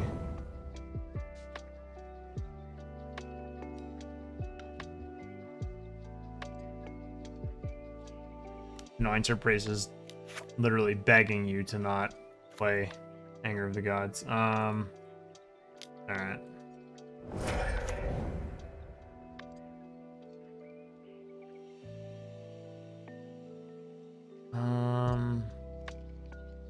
We'll discard that, I guess.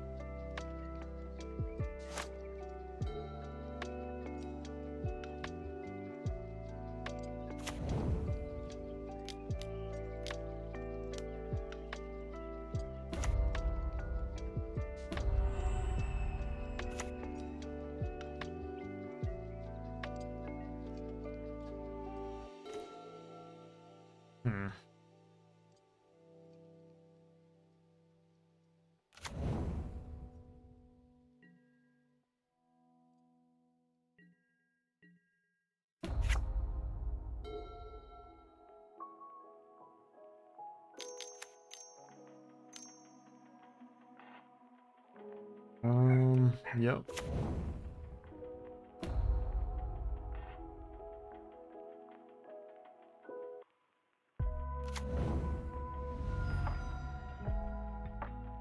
Shocking, huh?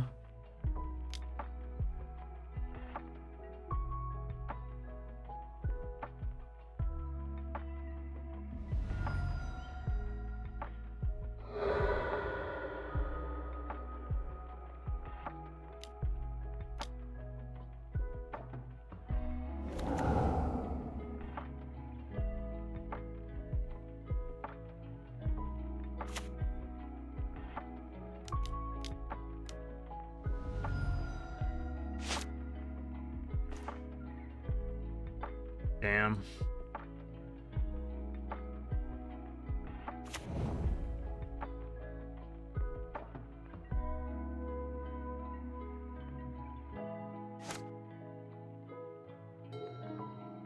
Kind of awkward draws. I think we'll just go to the next game. I don't think I'm winning this one. Anything I want to bring in?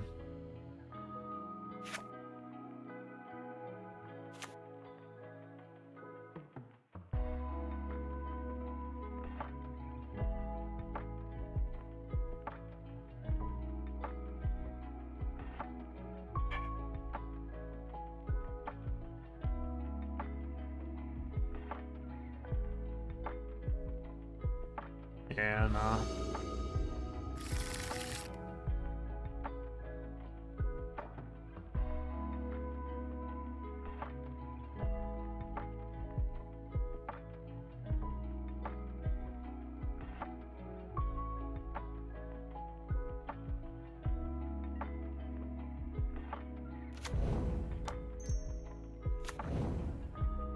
Could have played Fable Passage first.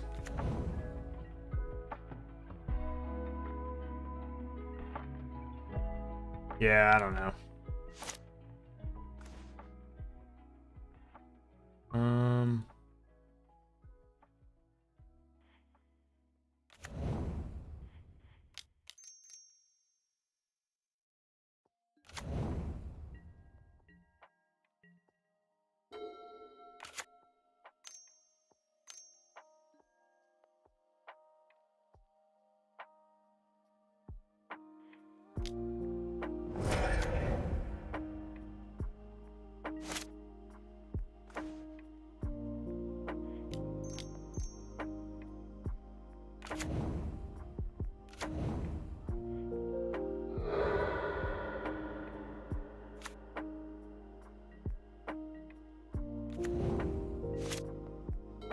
Yeah, I'm not sure if I mean I wouldn't say disappointed is the right word. I think that it's just not as powerful as I had anticipated it could be, and it's possible that, you know, maybe it just needs work or something, but, you know, it's hard to say.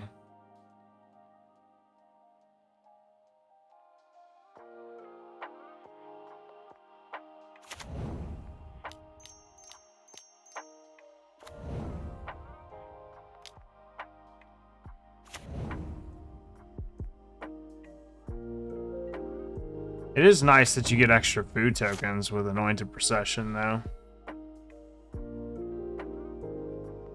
Something to be said about that. There's synergies here. I mean, this is not a bad brew, I don't think.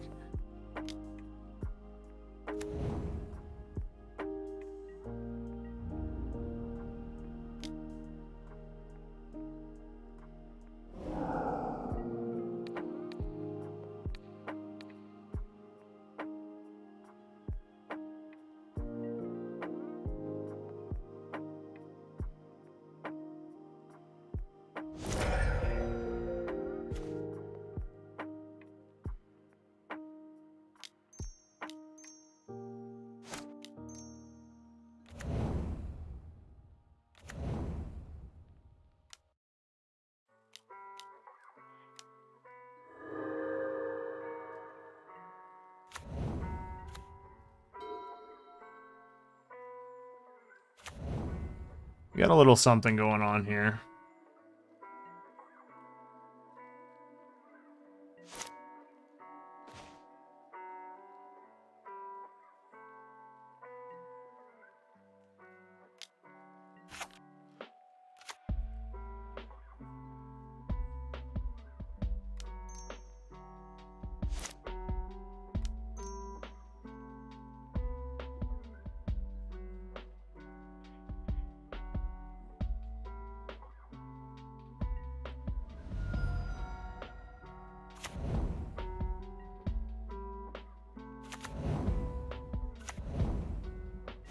There's a lot of decks too that just can't beat this kind of thing. Like I don't know. It's like it's weird. Like I kind of just can see the potential here, but then like I also see why this, you know, when I play against like the blue-red decks, I can see why this deck isn't, you know, necessarily viable or whatever.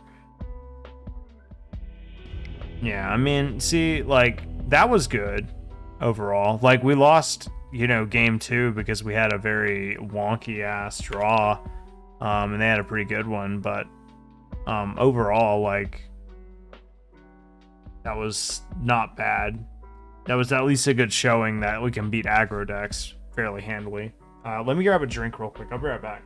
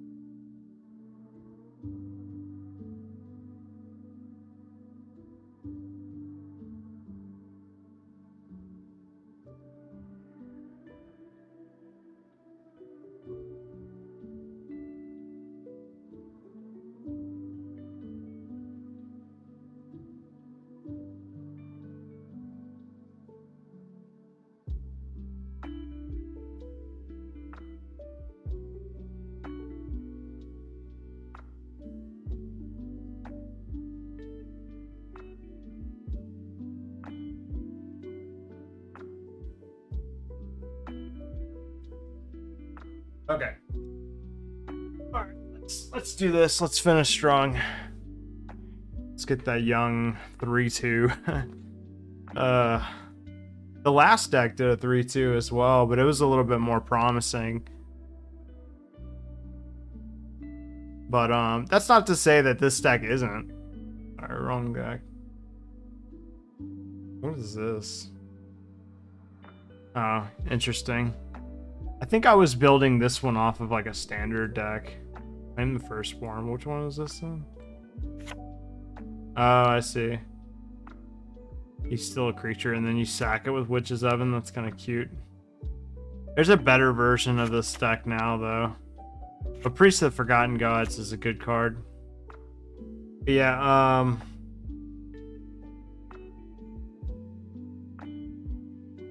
boy, what a time to be alive when Uro was legal, right? Yeah, I don't know. Like I said, I think I could see this deck still being decent. I just need to like tune it a little bit. But I think my Fires deck is more viable overall.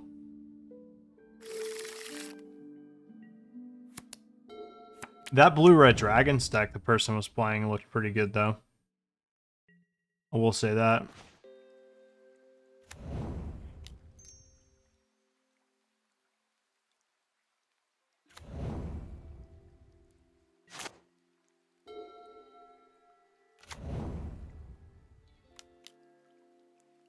Oh, it's this again.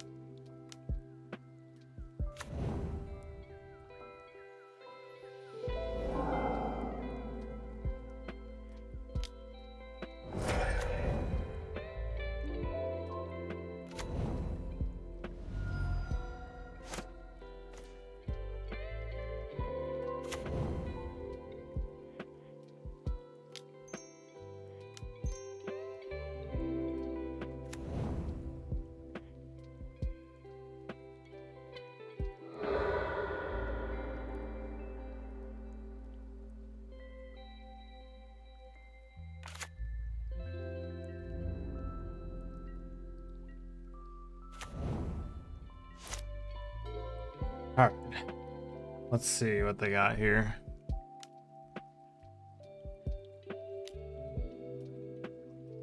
I was considering maybe saving the Fatal Push for this card. Probably should have done that.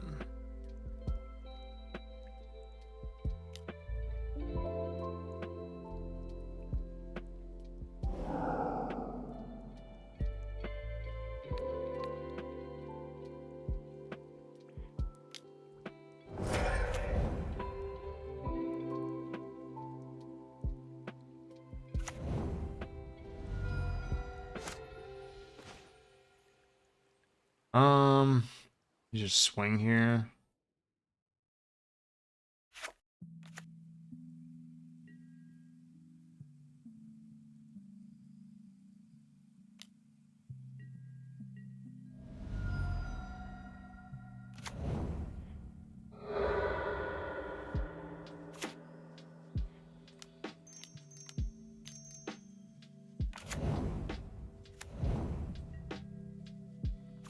Cat time, baby. Let's go. Let's get it.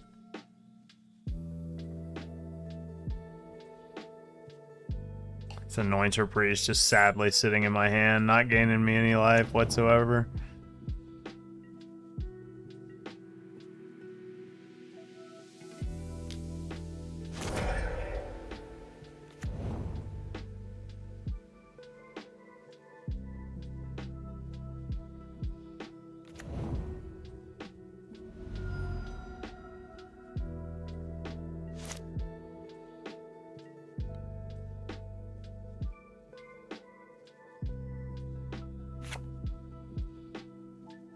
Copy of target token you control.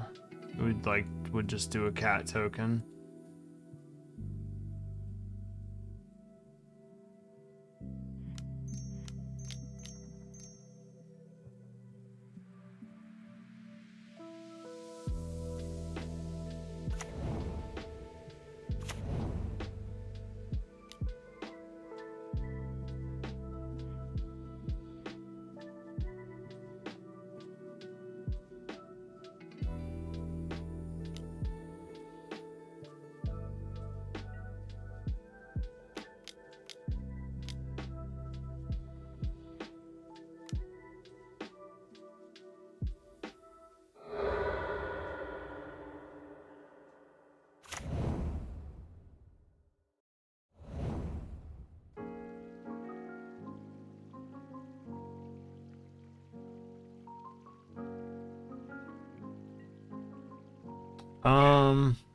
Do we attack with the servos? Nah.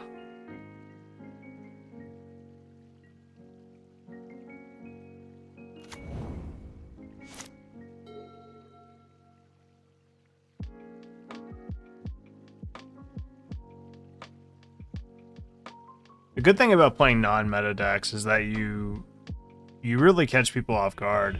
Like, people aren't really prepared to deal with whatever nonsense that you bring to the table, which is always like a big appeal to me when it comes to like metagaming and stuff like that.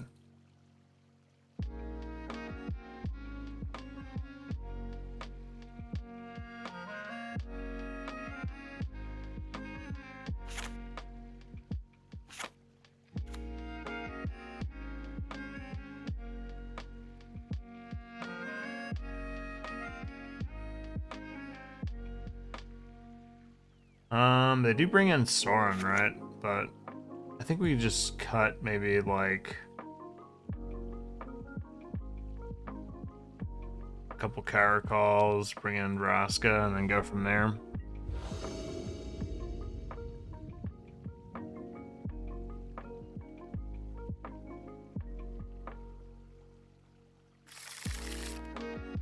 The openers have been looking good too, I will say that.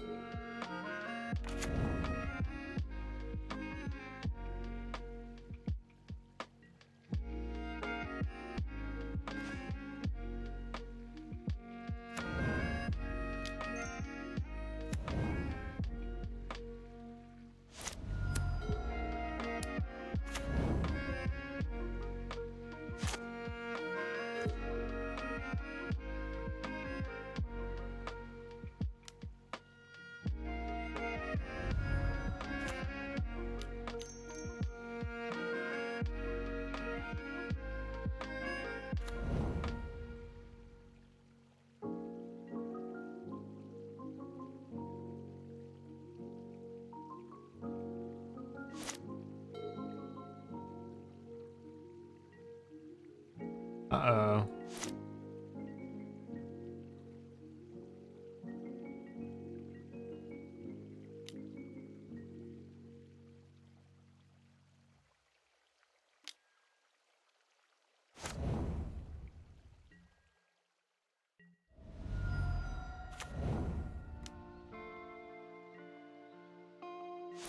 Not a lot going on our side either, but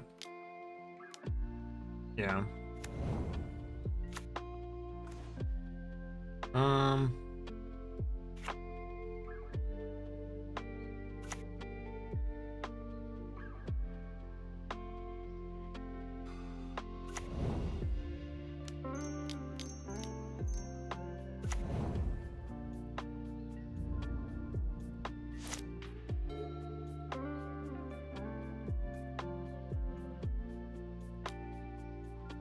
I mean, this is going to be rough for them to come back from. This is just too many turns they've gone.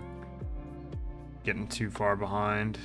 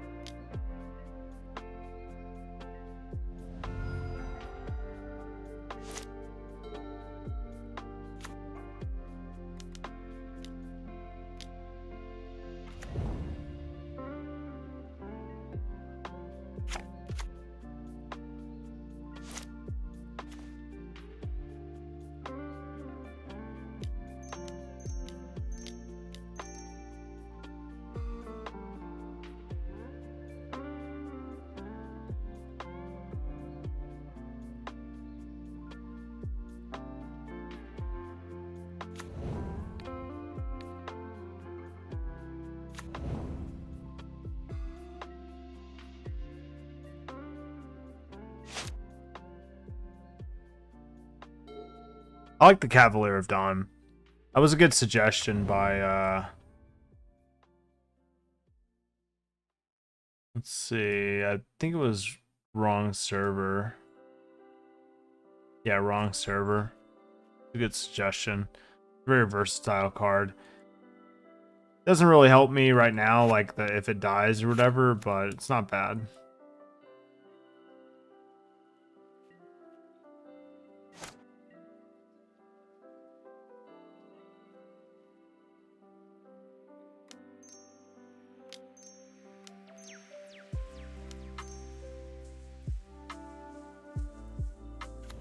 No, I have a Cletus.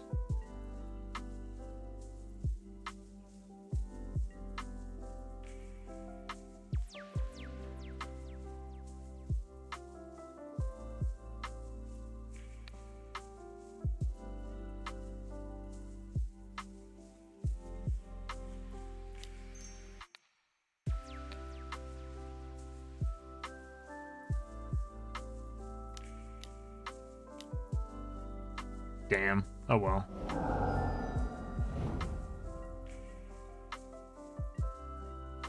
I was afraid of that. At least we get to keep our Cavalier, though. Still not very good for them. They're still in a very tough spot.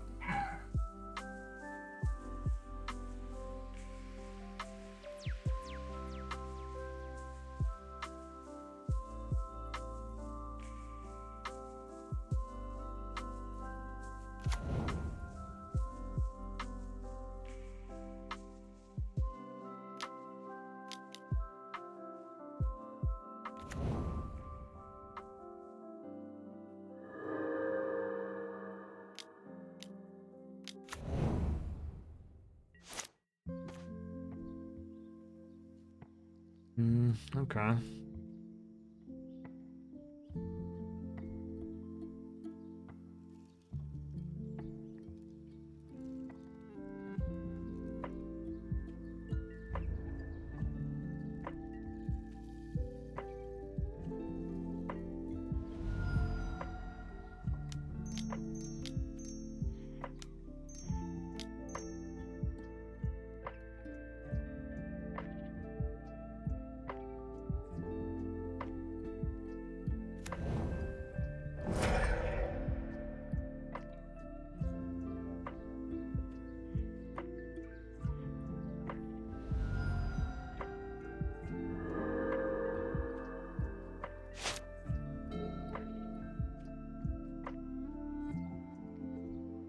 Medoc Massacre is a pretty good card.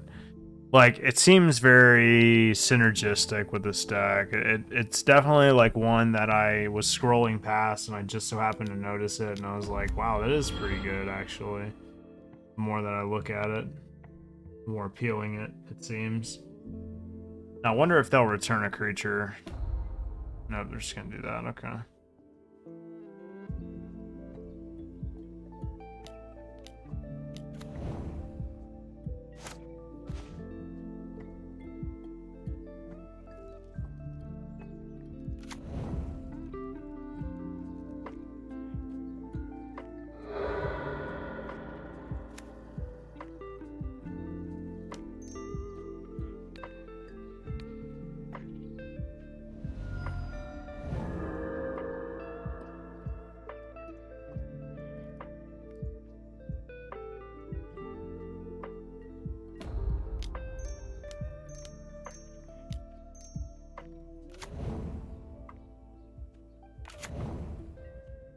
It's busted right there. Chariot with Anointed Procession.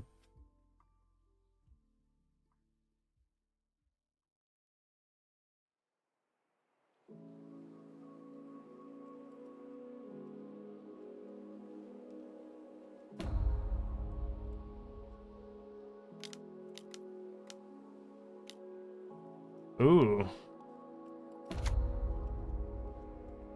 That's nasty.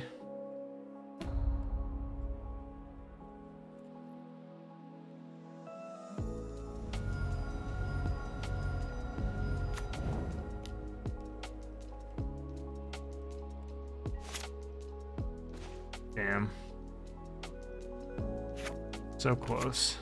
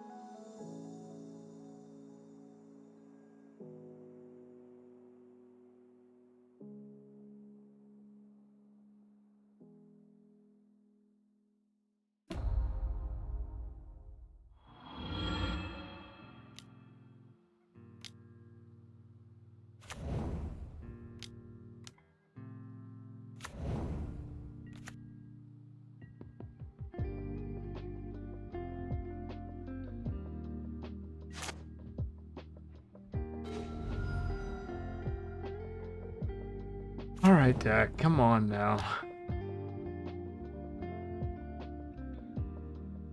I have to block if I attack them for 2.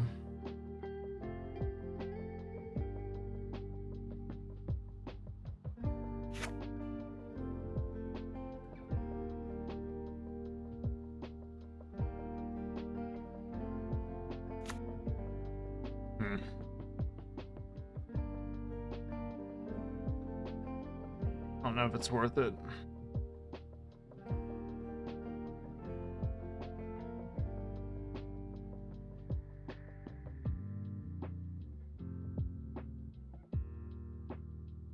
Alternatively, I could attack them for 1.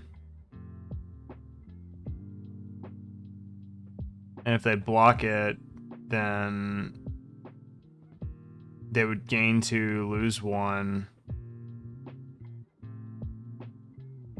go to 3, and I would be able to get 2 Anointed Priests out.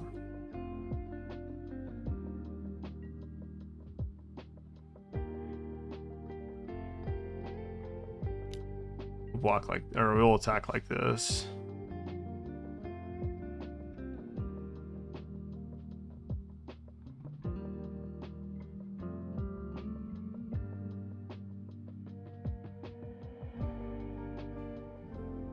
Hmm. Yeah, blanking on those last two draws was pretty rough.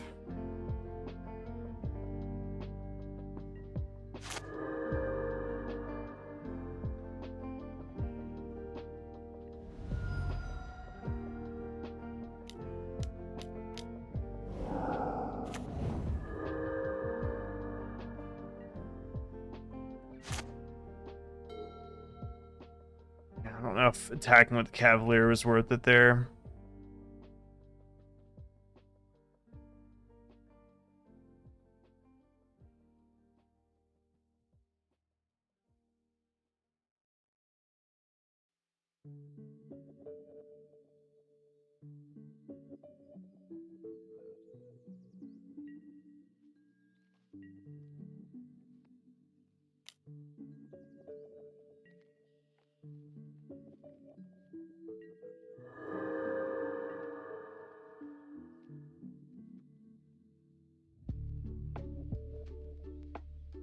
If I blank on another draw, I think they might have me.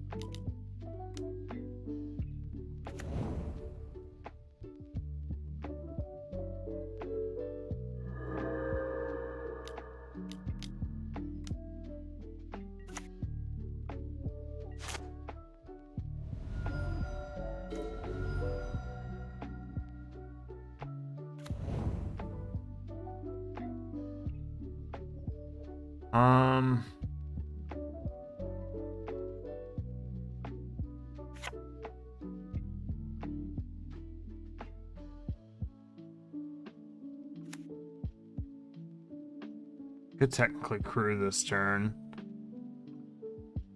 but I don't think I'm gonna do that.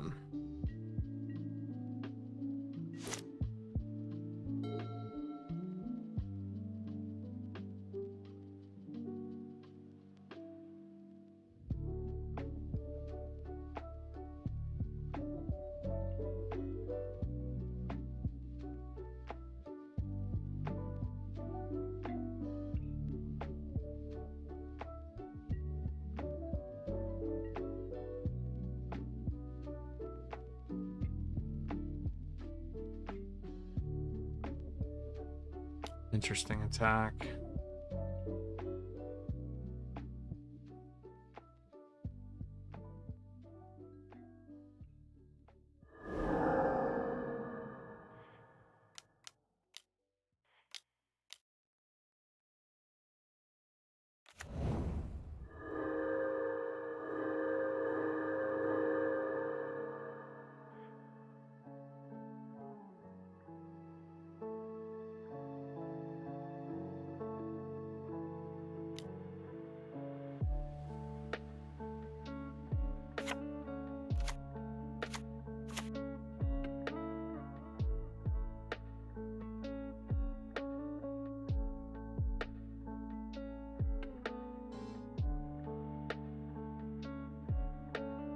See what they have planned. There's a few things I can do just with what's on the board here. So, I don't know.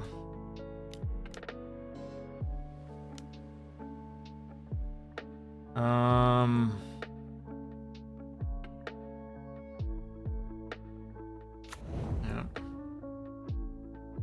That sucks.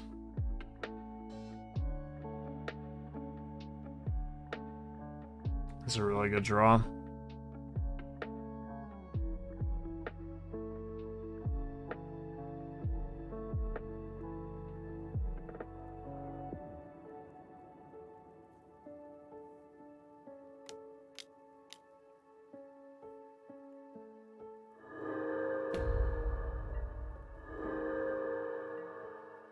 Meat Hook Massacre would be probably my best draw here.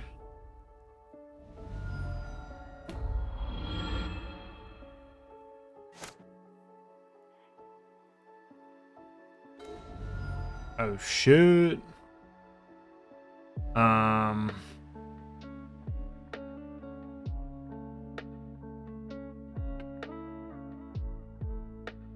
We can kill Liliana.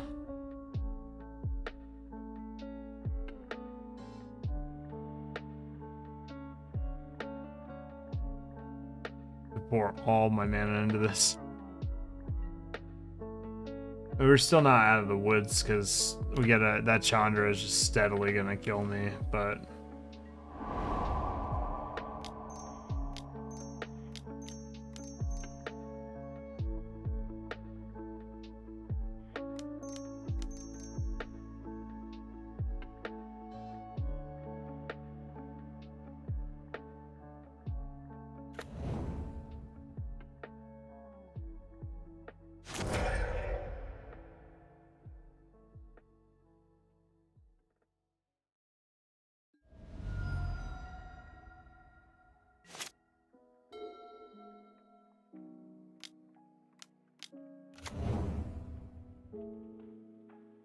that was a good draw. I thought we weren't basically gonna die anyway. Well, you should have drawn first. I mean, just to see the extra card, right?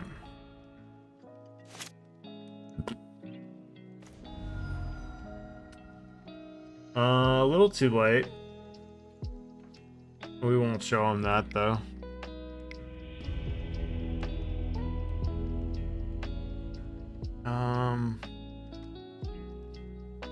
Knowing what we know about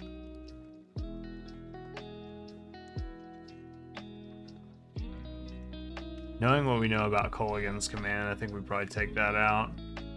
Fracture is probably good. What do we take out for Fracture?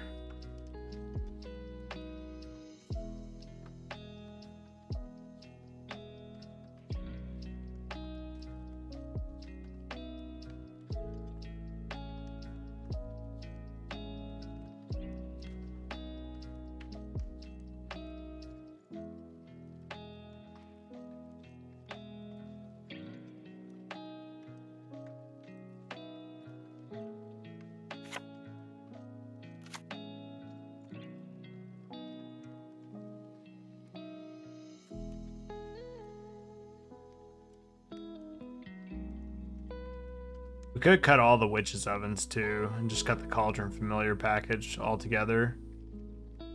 Not a terrible game plan. 1, 2, 3, 4. 1, 2, 3, 4. 1, 2, 3, 4. 2, 3, 4. Bring in like go blanks, but I don't know.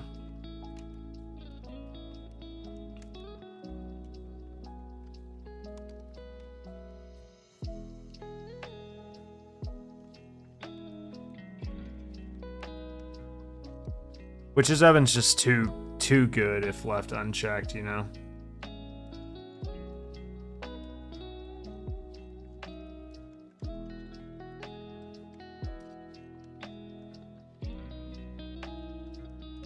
Plus, Cavalier of Dawn can get it back.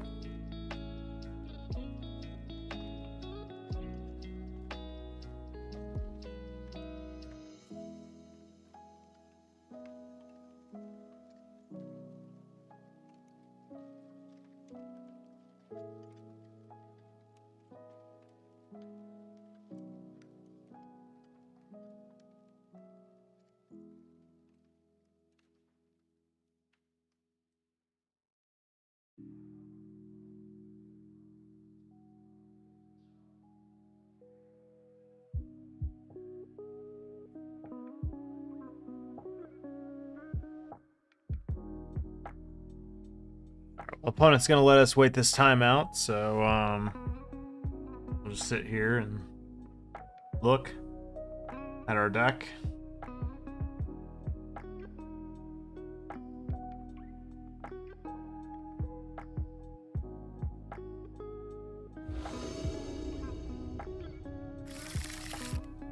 I'm gonna mulligan this one.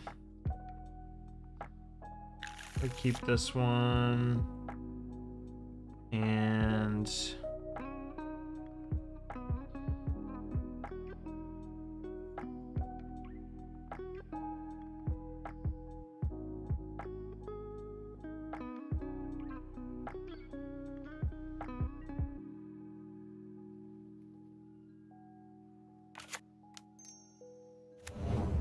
Not a very good hand, but is pretty much immune to Thoughtseize.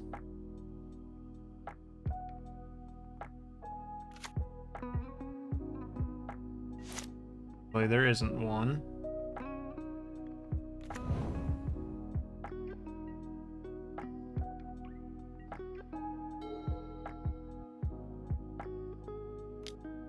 No, here it is. Well, now they know our hand's bad.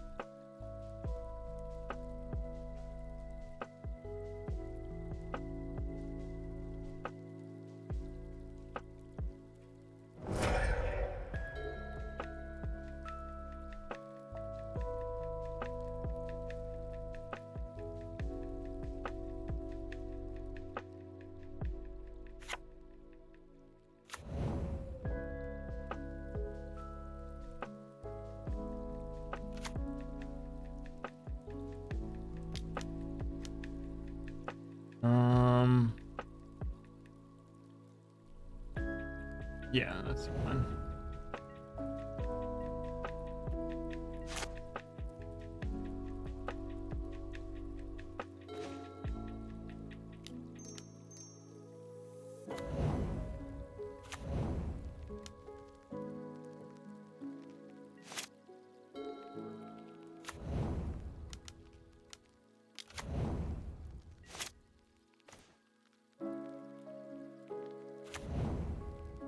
Oh, big yikes.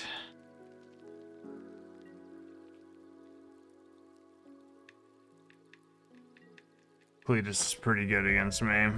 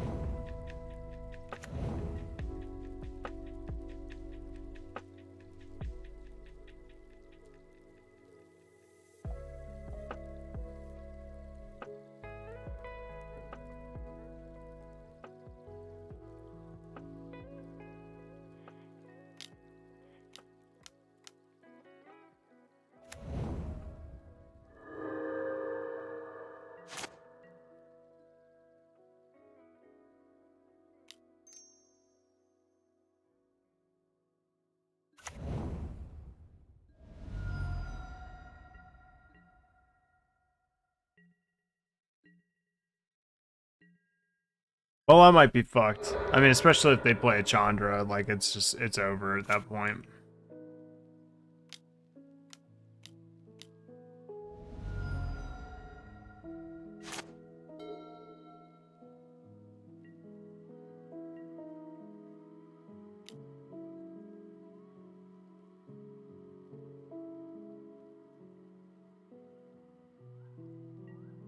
They wouldn't let their Cletus die. No way.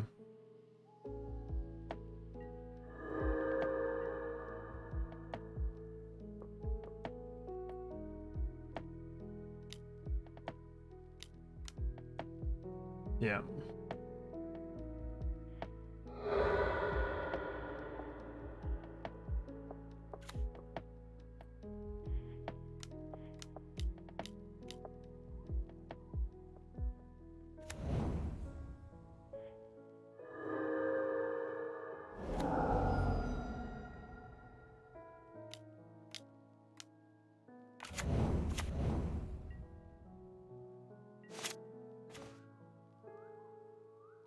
All right.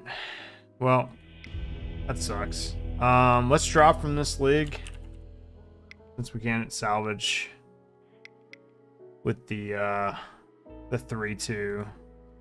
And let's see here. So we've got the taking turns deck, which is pretty good.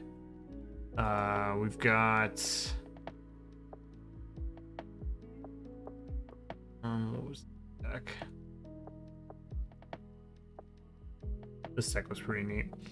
I was trying to make a mill deck, but it's just not quite good enough for Ruin Crab is terrible without fetch lands. Let's see. There's this one, but let's play I did make a Hammer Time deck too, which is pretty cool. I think here.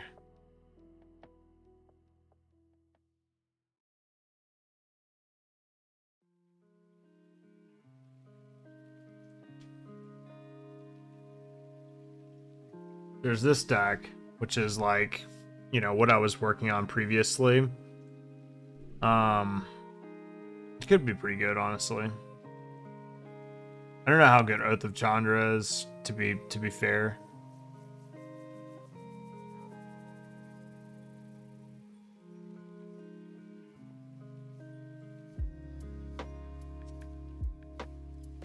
And look at the sweet prize I won. Oh shit, what up? Ronnie Juan, I hope I pronounced that right. Welcome. Thanks for joining. Is Lotus a thing still? Sort of, kind of. It's like taking the form of like Jeskai Ascendancy now. So that deck is still like, not a lot of people play it though. I think because of how tedious it is. Like, it's not a fun deck to play, I think, by most people's standards. So like, you still don't see it that often. Why can't I find... There we go. Mana Return. But yeah, it's still a thing. For the most part. But I haven't been playing Pioneer a lot at all. I kind of talked about this on stream a little bit. But I'm sort of coming back to the format after taking a long hiatus from it. I'm just so sick of Modern, honestly, dude. Like, that's what it really boils down to. Bro, take my cards. What are you doing?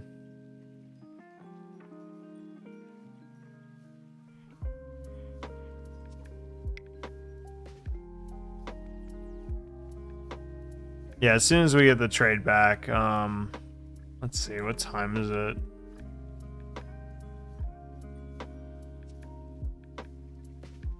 Yeah, we should be okay. All right, there we go. Yeah, I think that's why you see a lot of people playing like Deafening Silence in their sideboard, because of decks like that. It also has a little bit of collateral against like against Phoenix.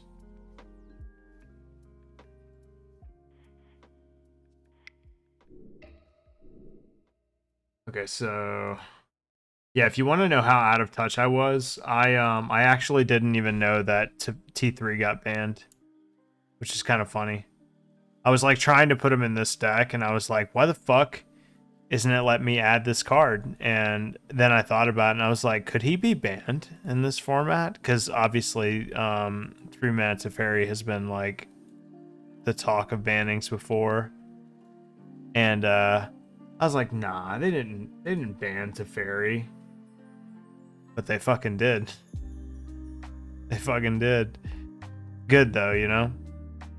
I happen to think Teferi, 3-mana Teferi anyway, does fall in line with those sort of like unfun planeswalkers. Like, it's a fair card, but it's not fun to play against. And it also makes like certain things. I think 3-mana Teferi closes up more windows in the format than it opens them, if that makes any sense. Like, you can't play like clunky enchantments and artifacts because people are just gonna bounce them and set you back a turn.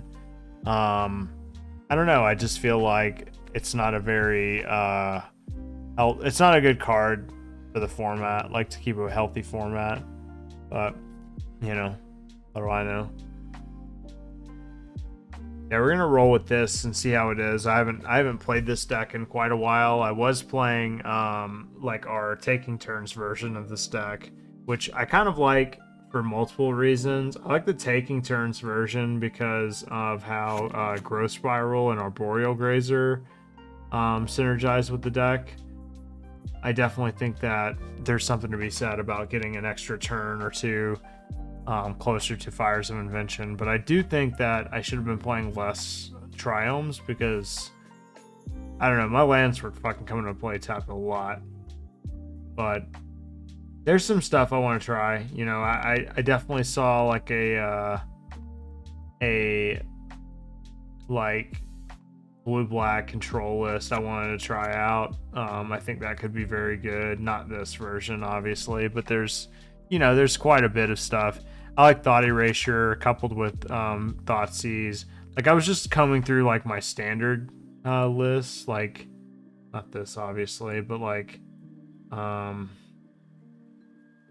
there was a Dimir control list that I played a while back that was like, I was like, this could definitely be a thing in Pioneer. You would update it with new cards, but it seems pretty good. But this deck is very good, in my opinion, especially depending on how the metagame shifts. Like if the metagame shifts towards like a more of a creature-based metagame, you're golden with this thing. Can't really lose against creature decks unless you just get like an absolutely slow start. Like a painfully slow start. Why am I jumping to Modern?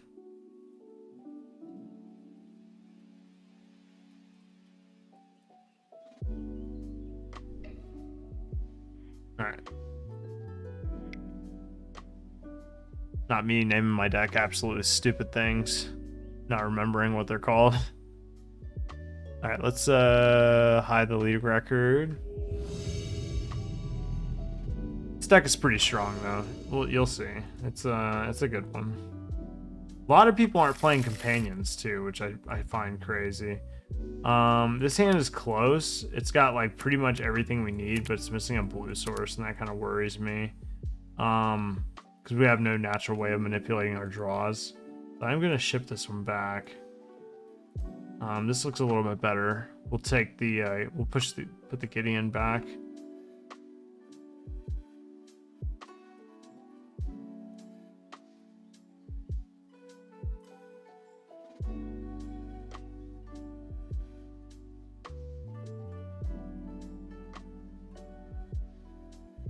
See what our opponent decides to do. Mana base is a little awkward, but could be worse.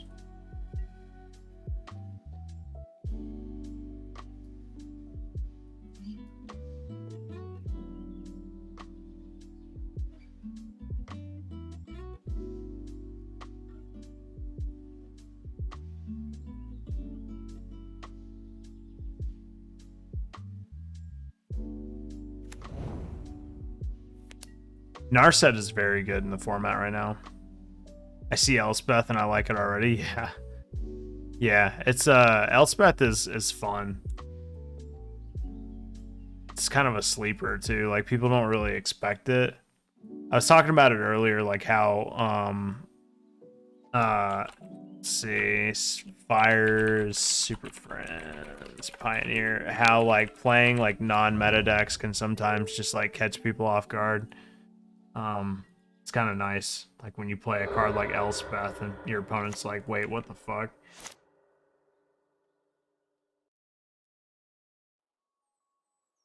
I might have a decision to make this turn. We'll see. Yeah.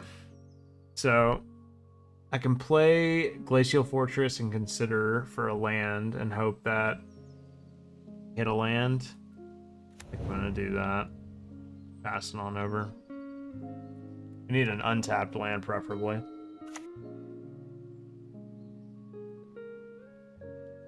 If our opponent's playing like some sort of aggro deck, then that's good for me.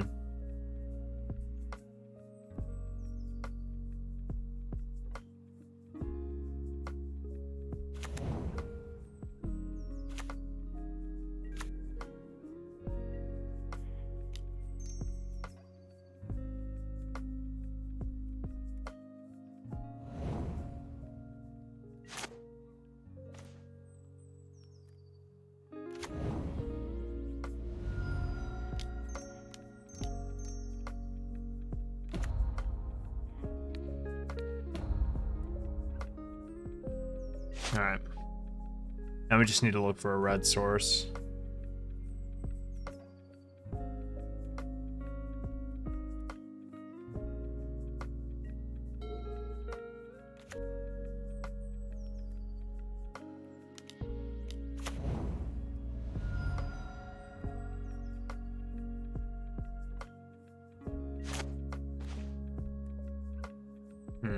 Sucks.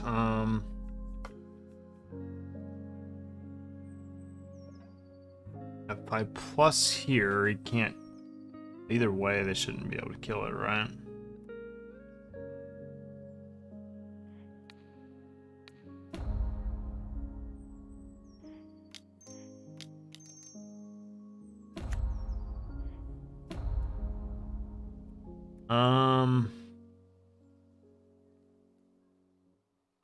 Let's get the Heart of Kieran, I think.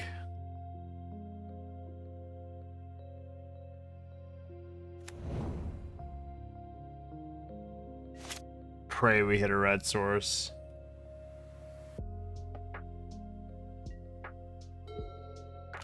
Never wanted a red source so badly in my life. Oof.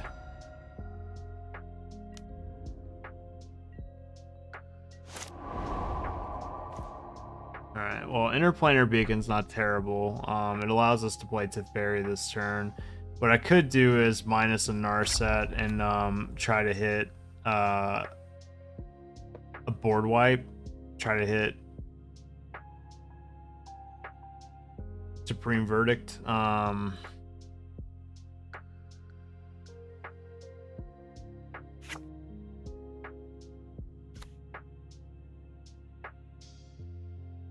Actually, wait, no, we're good. We can simply play the Planar Beacon, go double red, plus Chandra, and Deafening Clarion them. I like that play a little bit better. Oh, fucking A. Okay.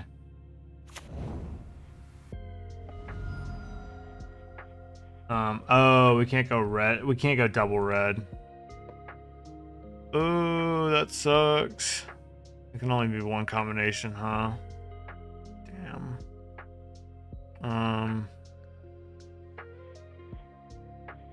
How hard are they gonna hit me next turn? They're gonna hit me for 8. Potentially 11, 12. Yeah, they might fucking get me because of that.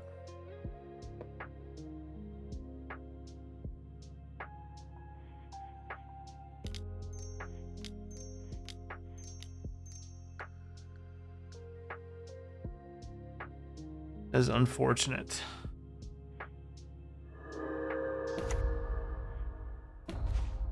There's the red source.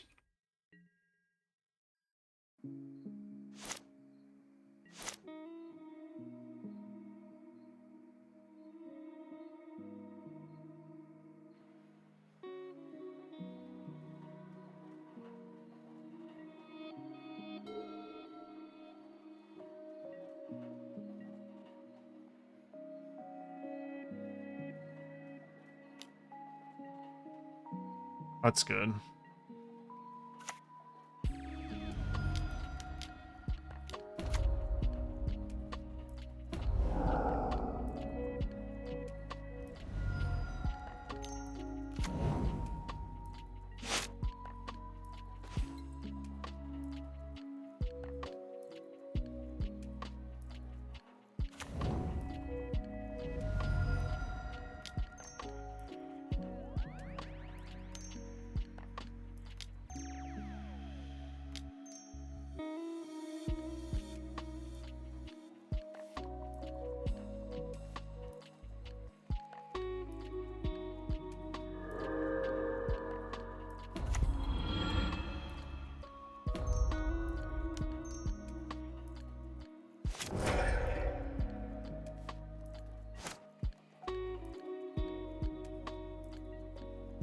Won't this go away? I don't want to see their exile zone. I don't care. Whatever.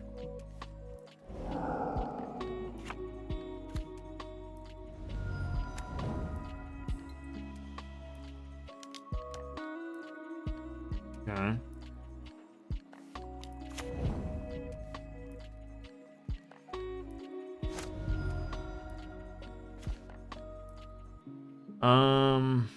Maybe play like Omen of the Sea first. Could go get Yorion. Nope, can't do that. Let's do this.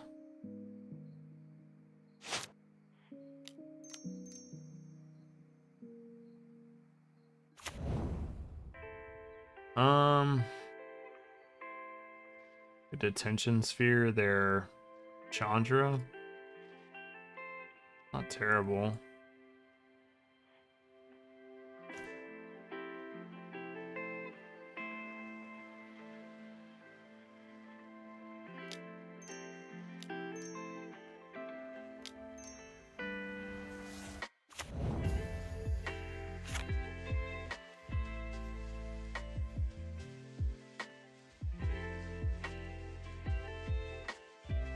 Wait a second.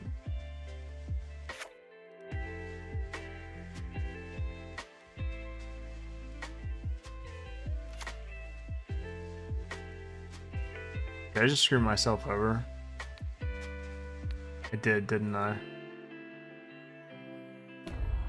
I did.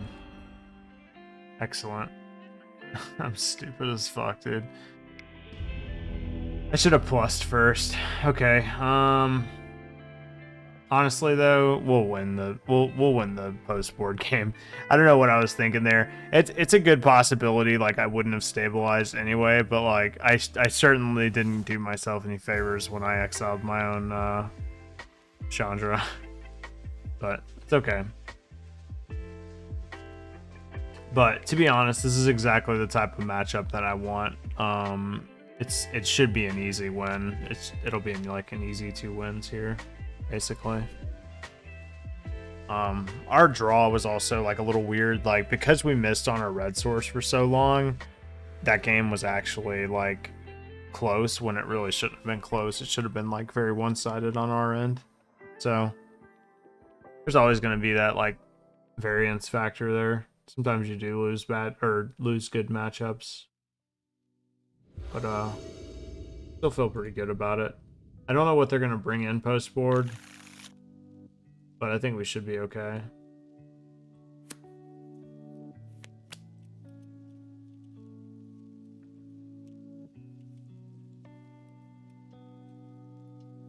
This hand's already like 10 times better.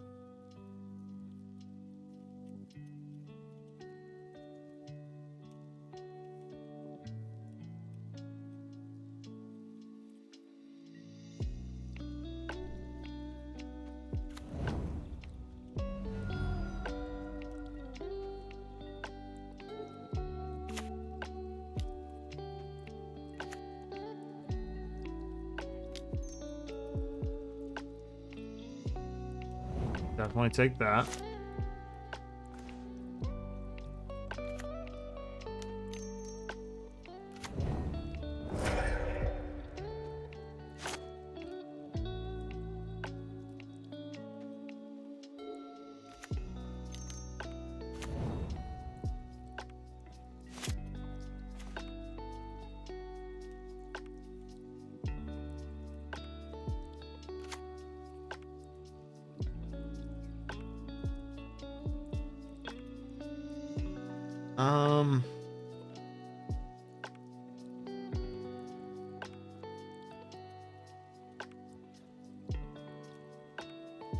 I don't want to use a Clarion on just a Eidolon, but maybe it's worth it.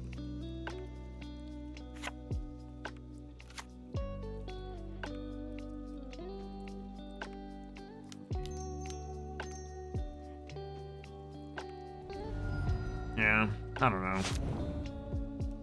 I just don't want to cast Omen of the Sea and a bunch of other shit and fucking take a bunch of damage from that thing. I might cast another one here. Okay.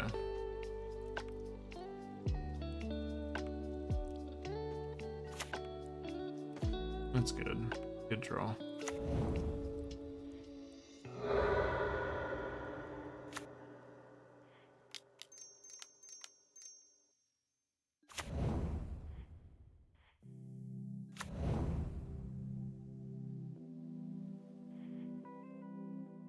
You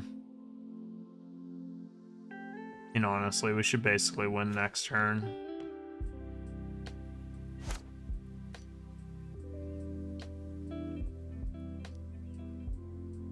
Shark Typhoon is a really good card with Fires of Invention. It kind of allows you to cheat like 3 cards a little bit because you like draw a card and get the token in addition to being able to play 2 spells. It's really good.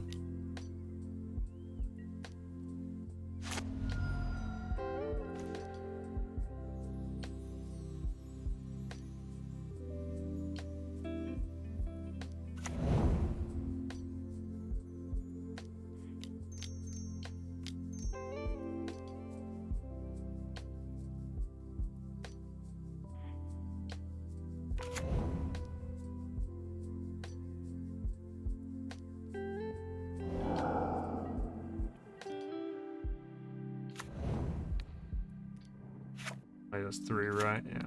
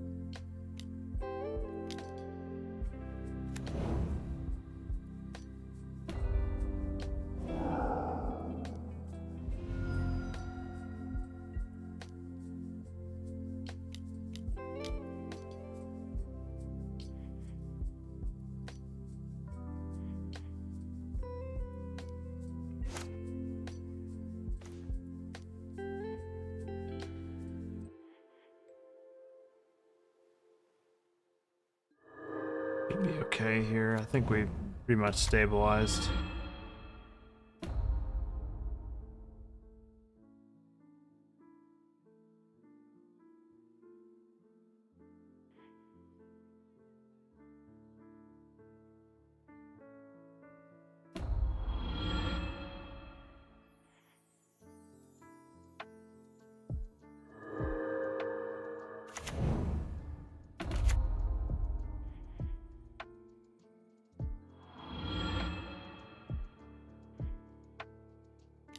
Oh, I should have attacked the Chandra. That was kind of stupid.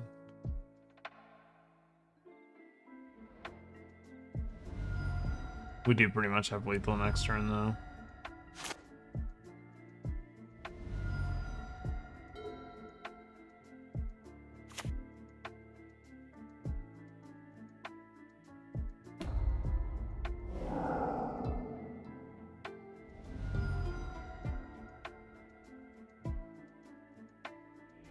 Yeah, I don't think they can win through the Gideon.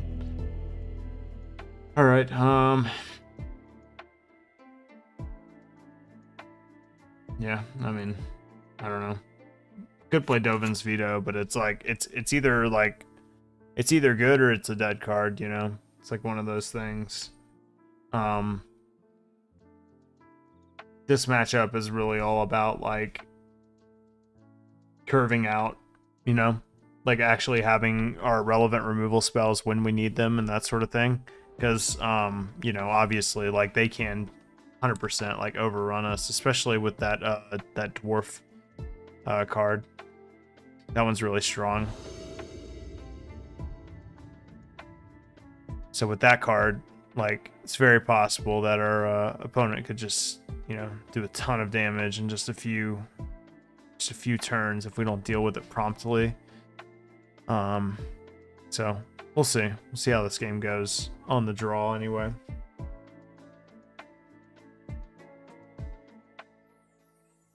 Tomorrow, we will be doing probably Halo, Halo Infinite. So if you guys are interested in that, I'll probably be streaming that. Trying to get into like get through Diamond, up to like Onyx. So like we're close to being like the top rank, so to speak. And I mean we've been on a tear. It's been a long time since I've really played Halo, so it's nice to get back into it. And you know, Infinite is close enough to like Halo 3 that it doesn't feel like I'm playing like a totally different game. So I like it a lot. I'm gonna keep this hand. You know, it doesn't have a 1 or a 2 drop. Not that we're playing a ton of 1 drops or anything. But it does have Deafening Clarion, Fires of Invention. I don't like to see that, but is what it is. Probably draw like a Consider or something, maybe? No, Omen of the Sea is not bad, though. Don't hate Omen of the Sea. We're going to take some hits from the Soul Scar Mage, unfortunately. Eidolon would be the tits. If they play Eidolon, I'm not playing Omen of the Sea.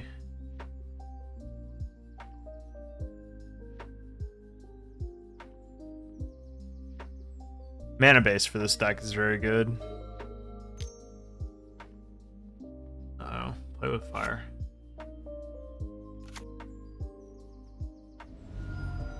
I love the art for this. Just a little demon guy. Alright. There you go.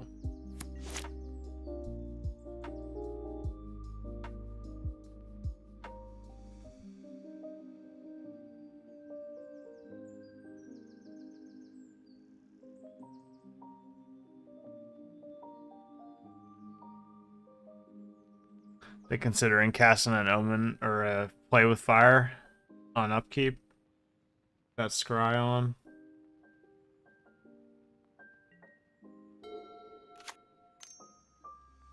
Yep.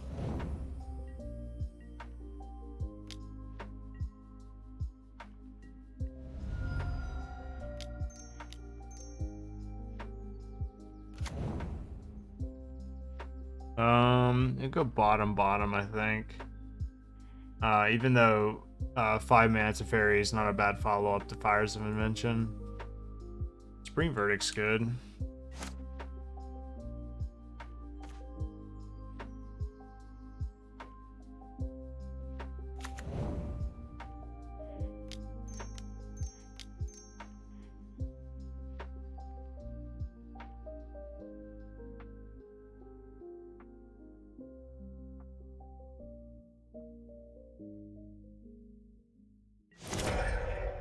Sweet. Hell yeah, brother. That's all she wrote. That's why we play Deafening Clarion. It's a good card for fucking aggro decks. You can also use it. I've used it in a lot of ways to come back against aggro decks. Like you give your Yorion lifelink, or in this case, you can give like Heart of Kirin lifelink, and just actually get some life back. Pretty nice, actually. That's why I played as a 3 of. I don't quite know about like a couple of cards in the list. Like, so a deck like this, you can definitely play like a bunch of random cards. Like, I don't quite know about Nahiri. I'm not playing any creatures to cheat into play with it. So it's not like it's a card that's really high on my list of like, you know, good cards, but it's sort of like a concession to like if my opponent is playing any random enchantments or artifacts that I want to get rid of, I may need to use a card like Teferi, or excuse me, not Teferi, Nahiri to get those off the battlefield. So it's less about the ultimate and more about the minus.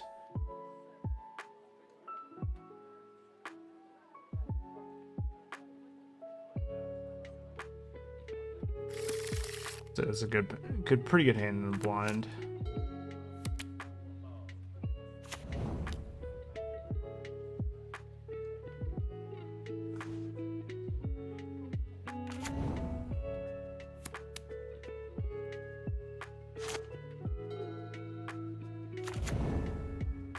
Another red-black deck.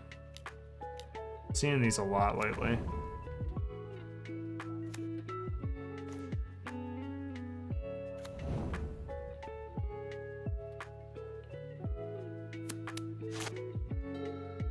I feel favored against these decks, honestly. Any deck that's a creature deck, I feel pretty favored against.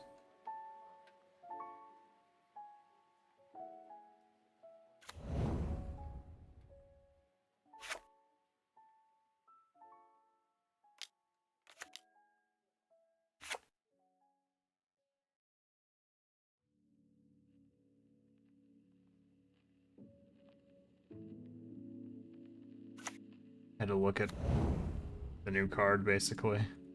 No idea what that does. That one I actually have never drafted before. Not really interested in either one of these. We'll go bottom, bottom. I don't know how I feel about these Heart of Kirin's. Might not be a card that I'm interested in playing.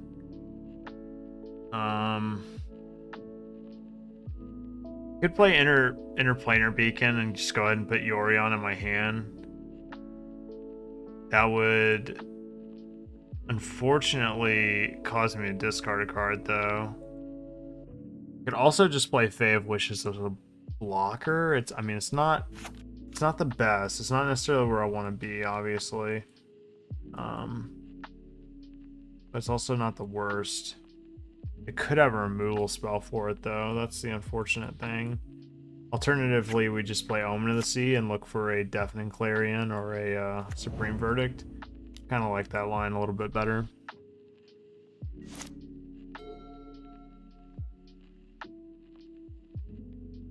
We are going to take a little bit of damage here, though.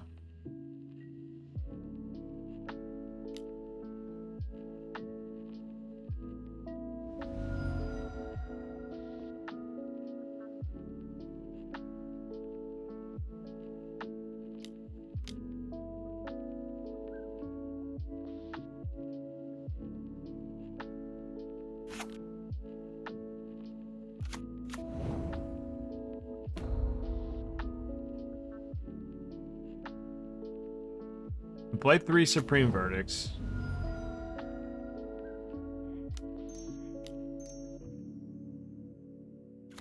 And we play 3 Clarions. Jesus.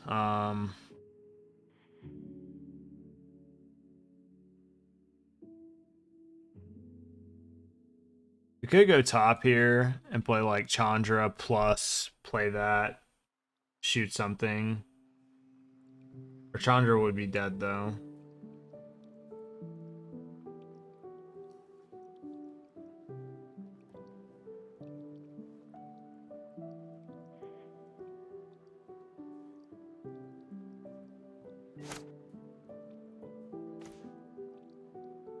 Come on, deck. Why are you doing this to me?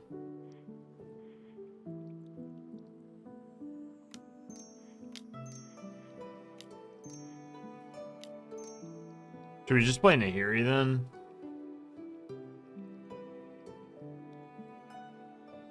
Kind of like that a little bit more.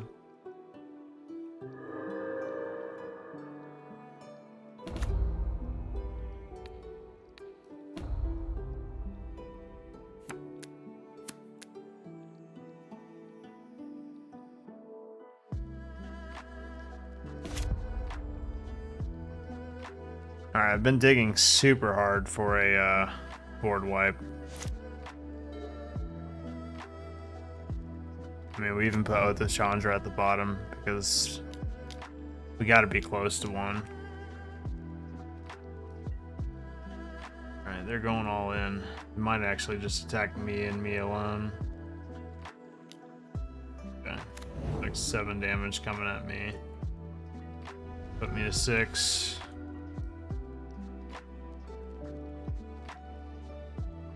Board wipe. Not a board wipe. Minus. Dead on No, not quite dead on board. Almost dead on board. We would take 3, 5, 6. Wait. 3, 5, 6, 7. So we would be dead on board.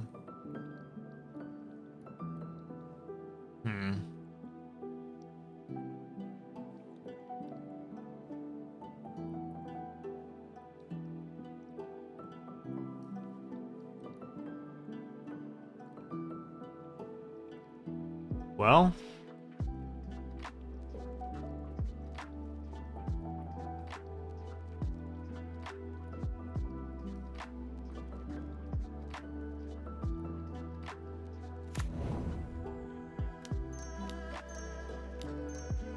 never know what your opponent's gonna do, so.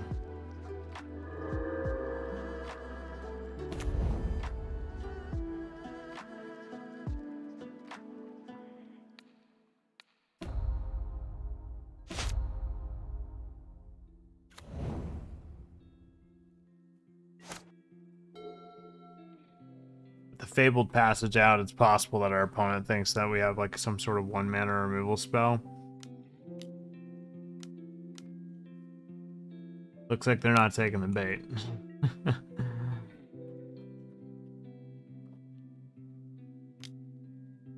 Yeah, looks like they're not. Looks like they're not falling for it.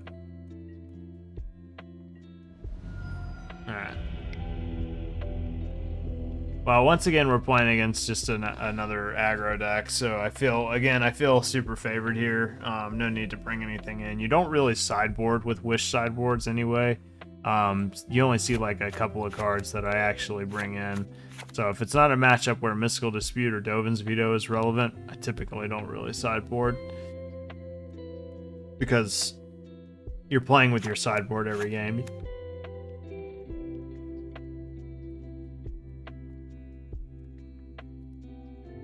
Best cards for them in this matchup are going to be like Thoughtseize,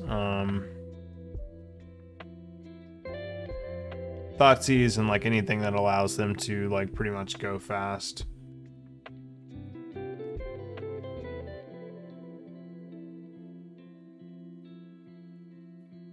But we'll see. See how it all plays out. Yeah, Halo tomorrow. I was talking about that a little bit. We'll play Halo tomorrow, so if you guys want to join me on that, it'll be super fun. I'll be playing with the boys. But yeah, I hope you guys have like a good holiday break and everything, man. Like, take this time to relax and enjoy yourself. You know, work's always gonna be there.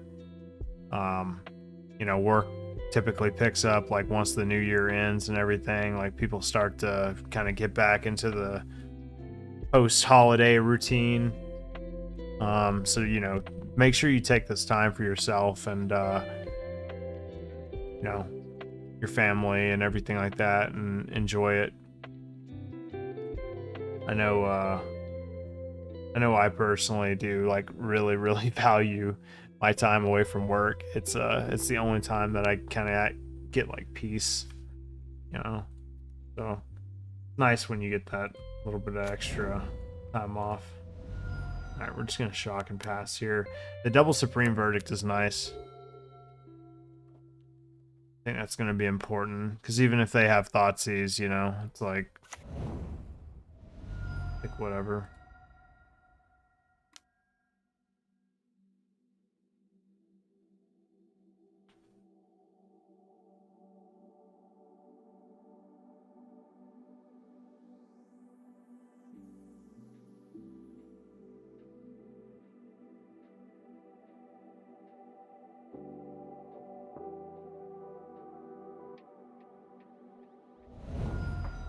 Alright, there's one gone. Wonder if that means they have a Duress or another Thoughtseize.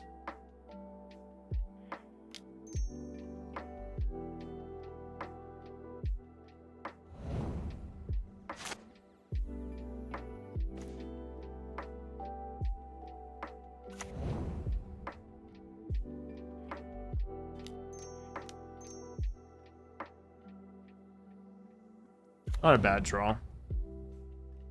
The Heart of Kirans are a recent addition. I didn't really know if they were gonna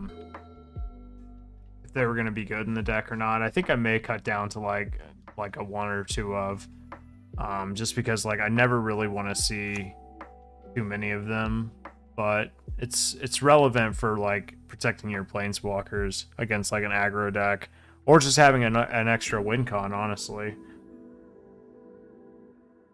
Like if you are being the proactive deck, like you're not playing against an aggro deck, you're playing against like a control mirror or something like that. Heart of Kieran is gas.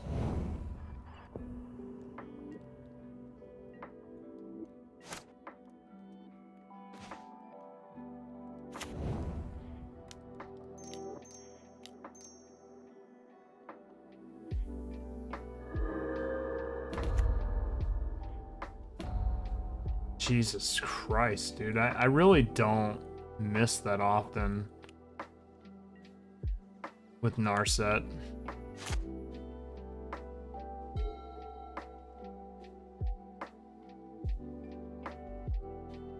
So basically, like, next turn, we're definitely going to be looking to hit our land drops here. Yeah.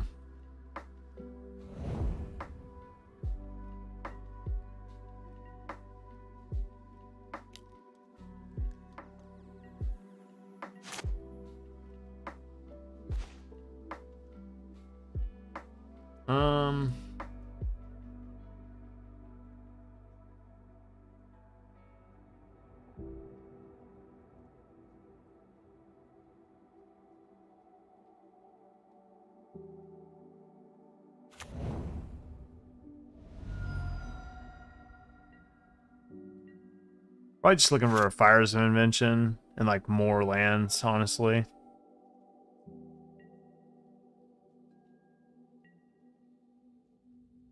Interesting. I guess they do play blood tokens. So it's probably worth it.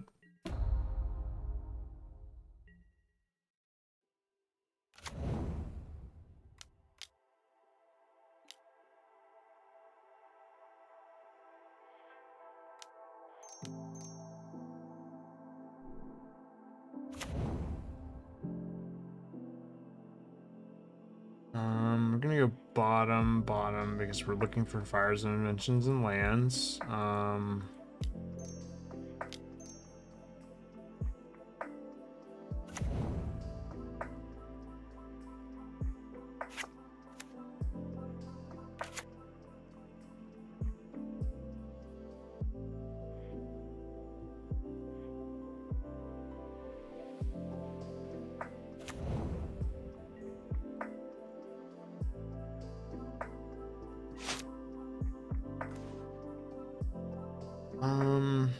You probably just put that in play. And just cast the Supreme Verdict.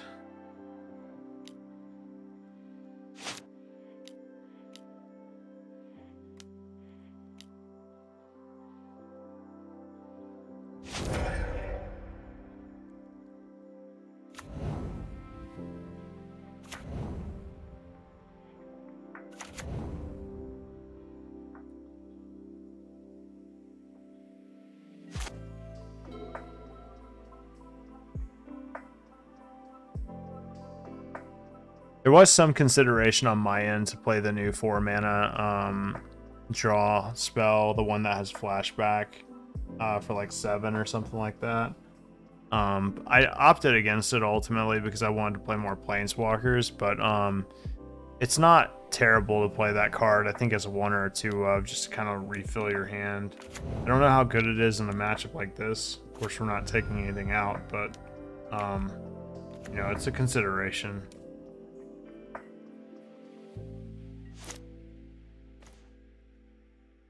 Okay.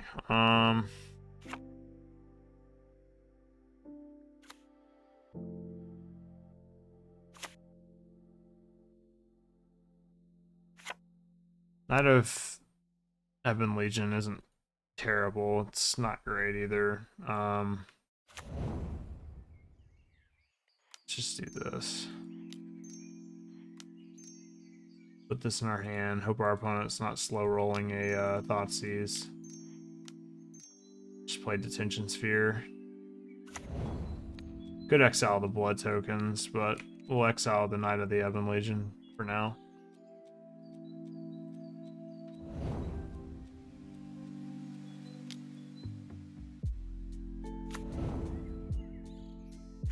Yeah, that's right. Forgot I could do that.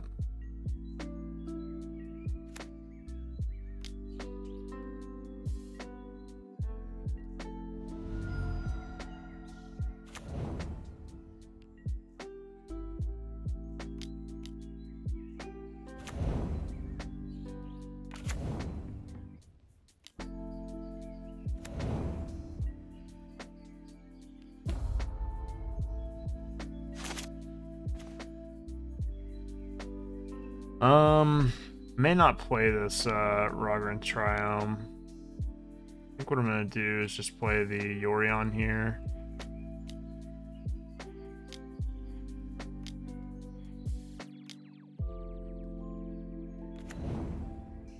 And just go ahead and exile everything. And we'll take their other Knight of Ebon Legion.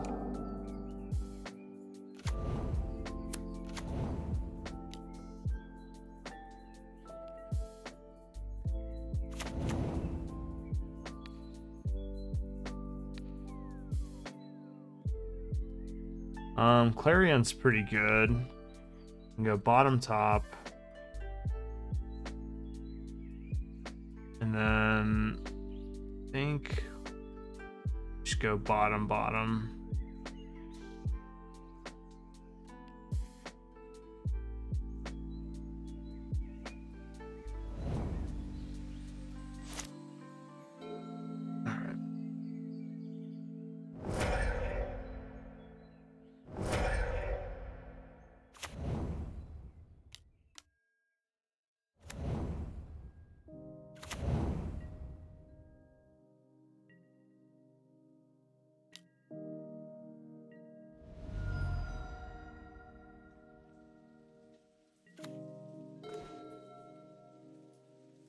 Day of Wishes.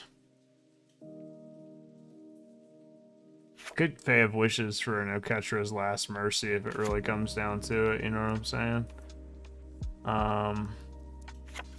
Supreme Verdict is also on the table. Hush, buddy.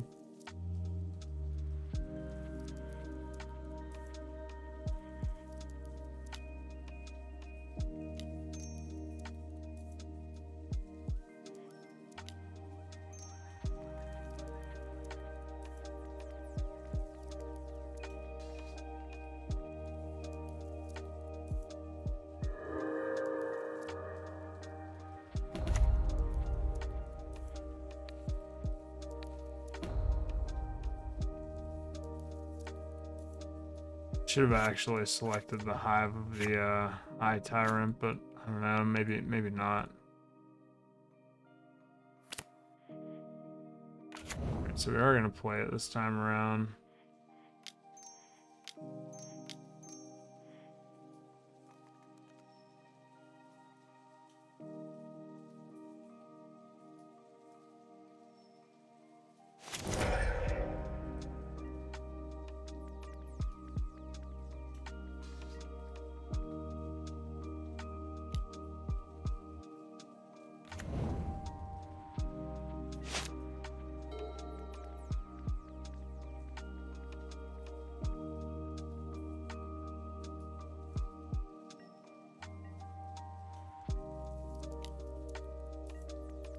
Are gonna hit us.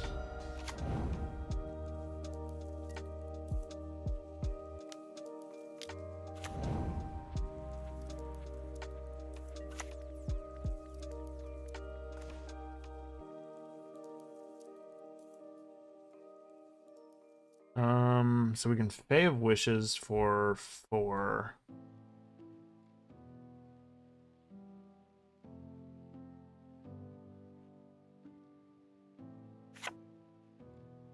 Play the Oketra's Last Mercy.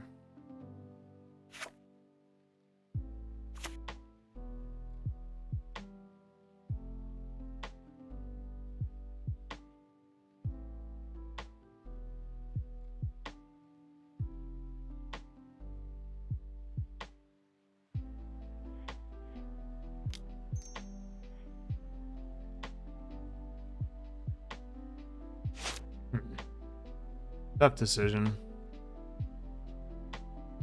Could also just get Rest in Peace.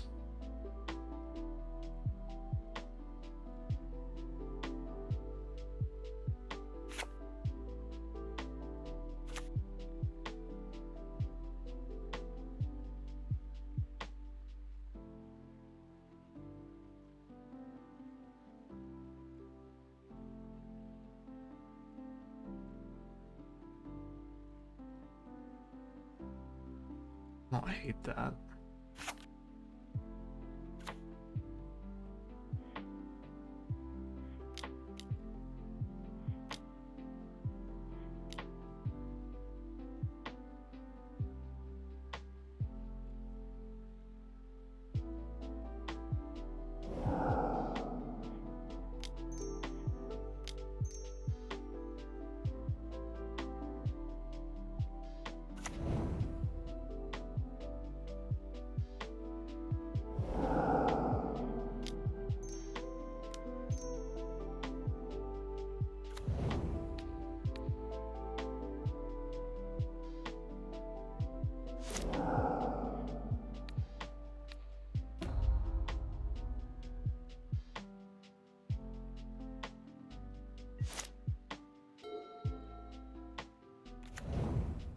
All right, so now they can queue up the hive.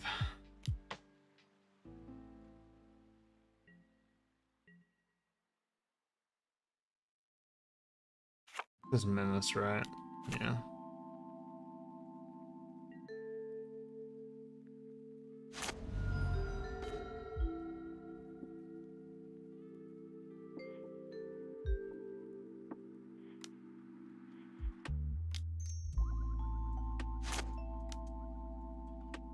Why did I cast off Castle Vantress? It's fine, I guess.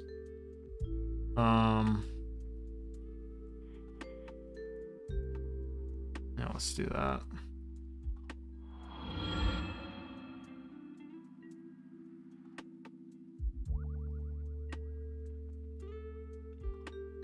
We can always sacrifice the omens.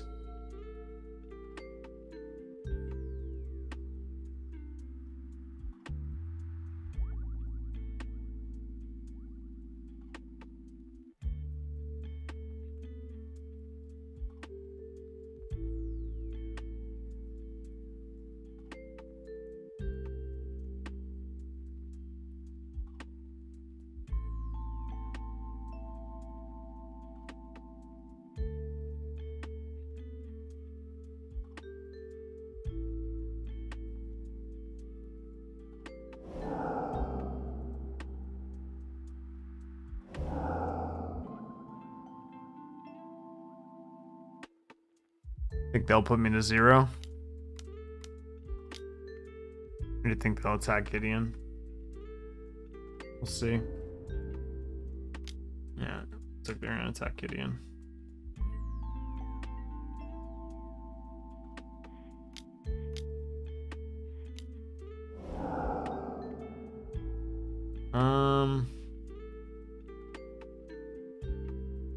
Go bottom top here.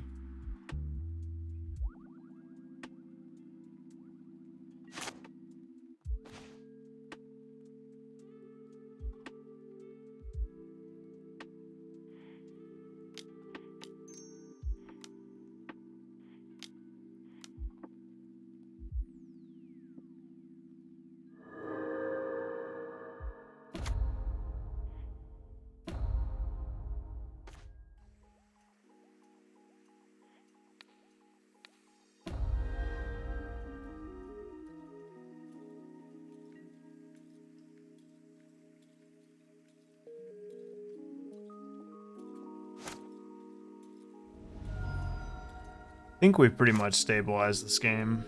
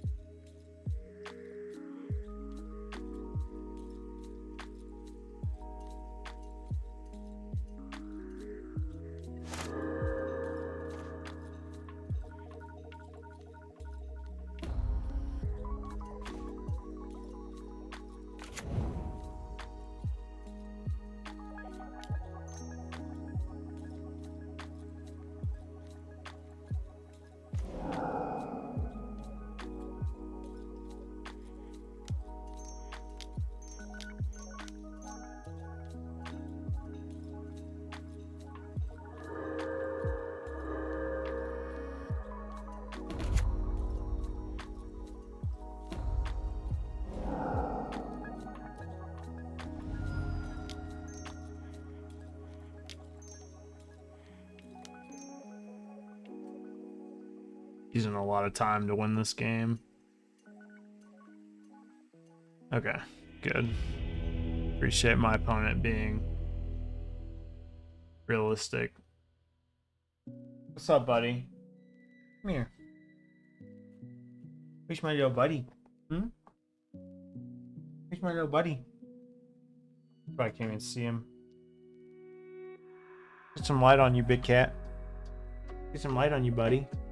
Get some light on you. Where's he at? Where's he at? Where'd he go? There he is. Hey, buddy.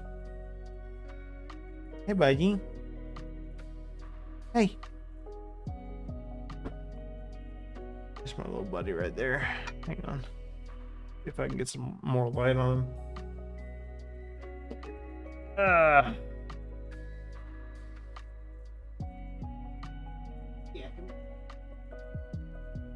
Oh, I say little in a, metaphorical sense. He's not little. He's not little. He's a big boy. Hey. Hey. You being a snuggle boy. He's purring so loud. See if you guys can hear him. He's purring. Oh boy. That's my little boy. Alright. Yeah, that's my buddy right there. Bye, BG. Alright. Got 11 and 30 to make some magic happen.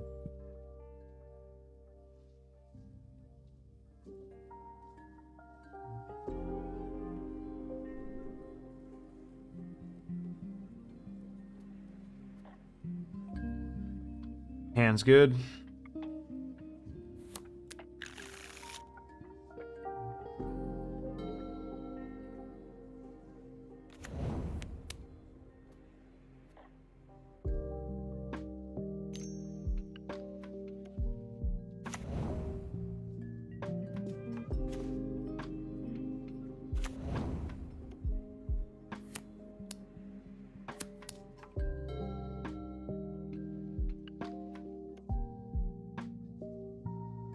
So we need to find like a deafening clarion. It'd be good. Yep.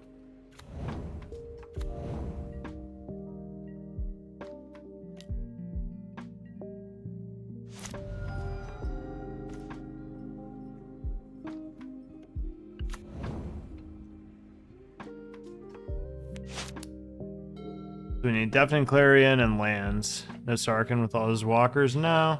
I used to play one on the board. The Fae of Wishes.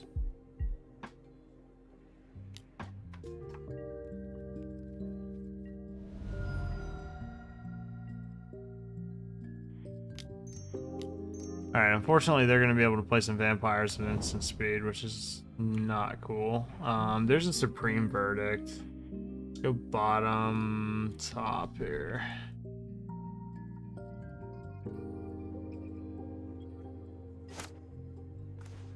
Yeah, do need to still hit lands, of course.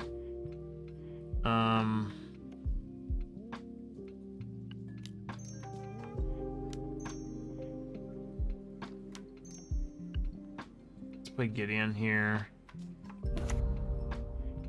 Plus up on that.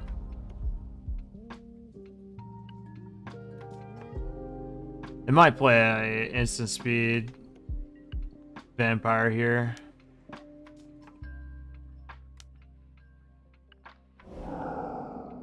Yeah, not surprised. Alright, deck, give me a land next turn. Untapped land. And we probably win the game.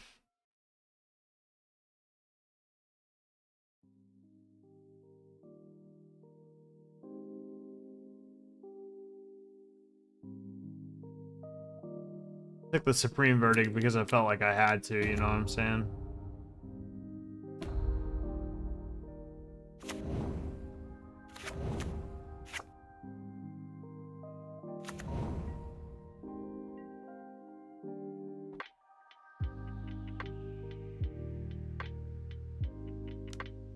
Untapped land, baby. Let's go. Go, baby. One time. Untapped land.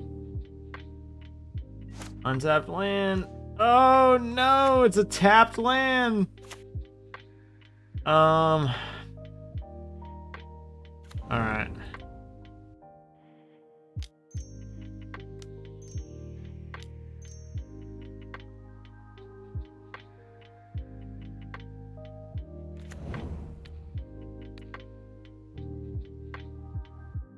That certainly would have won us the game pretty much on the spot. Yes, I want to use Attention Sphere's ability, fucking...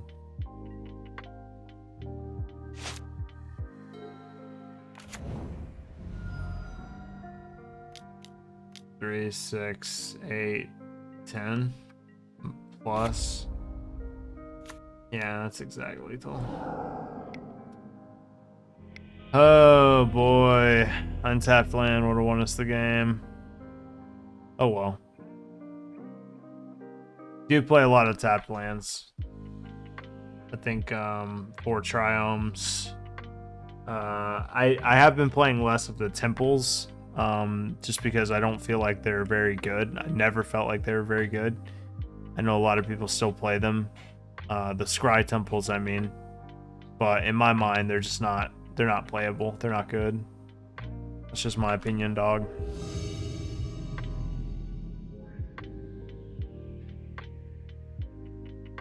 It's just like my opinion, man.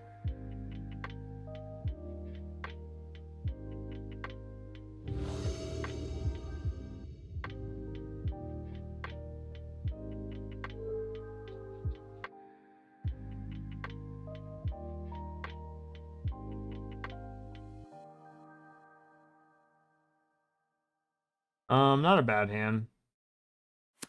Not a bad hand in the blind.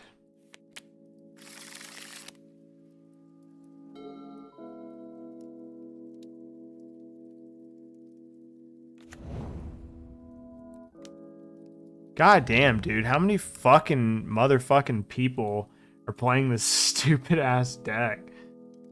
Alright.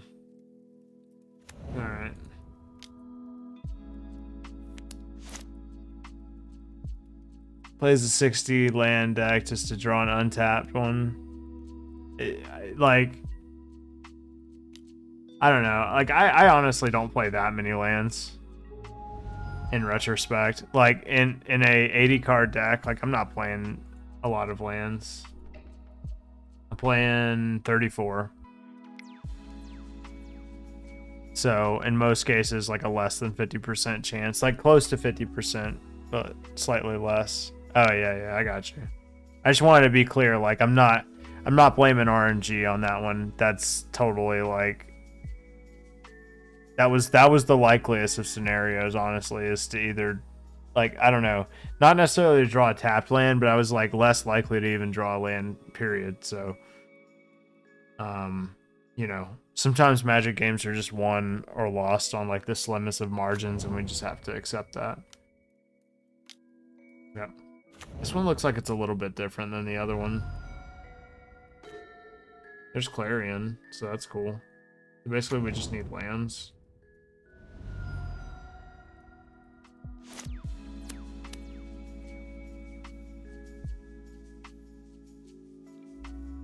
Hey, Bubba. Hey, Bubba. You're being so vocal. Outpaced and maybe mana setup anger would be better. In that situation, yeah, you might be right. Double red can be kind of rough. I do like Deafening Clarion because, you know, you can cast Deafening Clarion, give Yorion lifelink, come back, which is pretty nice. But I don't know. Why didn't they shock? Oh, wait. No. Okay, that doesn't work like that. Alright, so we're looking for lands. We'll go bottom and top there.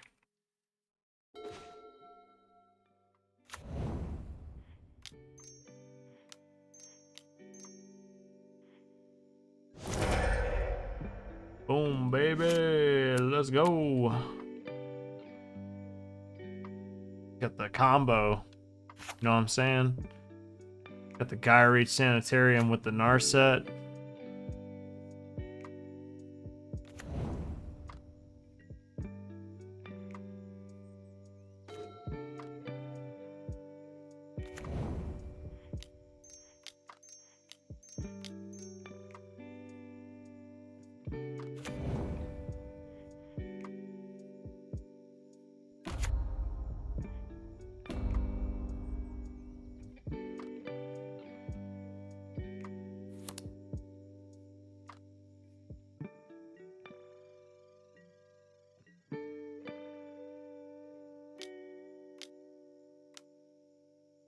Take fucking 5. God damn. All right.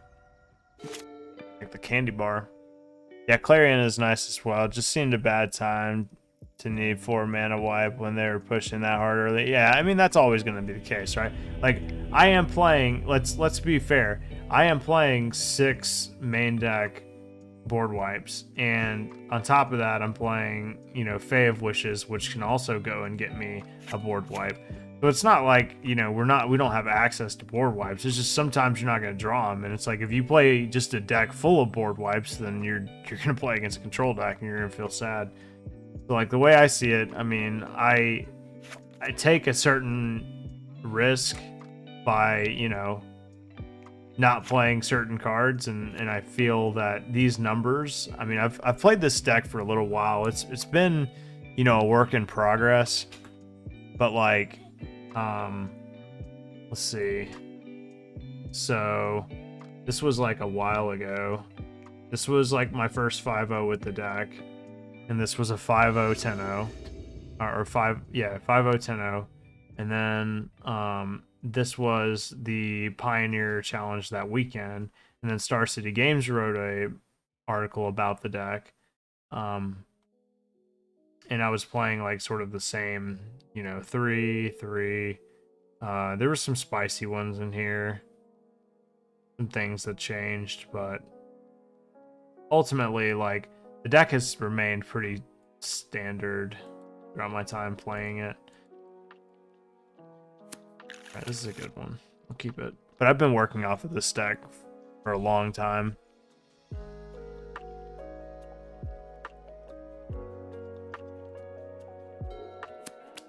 Just like this, that was the first time people had ever seen this deck. Granted, I just built it off of like the standard Yori on Fire's list, so I wasn't really inventing the wheel or anything like that. But overall, it more than surpassed my expectations, and that's why I kind of just stuck with it.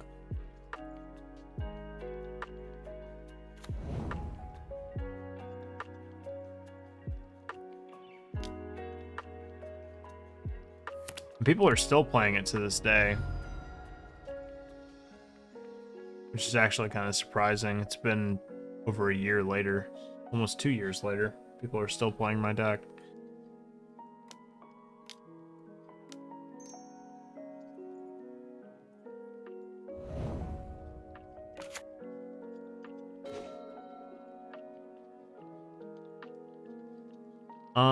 If we play Hollowed Fountain, we could possibly cast Gideonum Trials next turn. We do take 2 more damage though, but I'm gonna do it.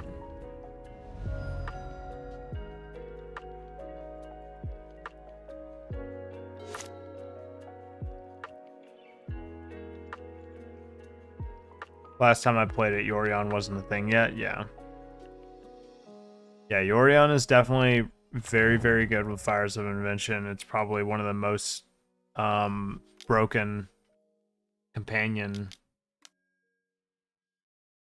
combos, just simply based off the fact that you can get it from your sideboard and cast it in the same turn, which is pretty much not doable in any other deck. It's like the old companion role, basically. Alright, this is why we shocked Hollowed Fountain. We could do this.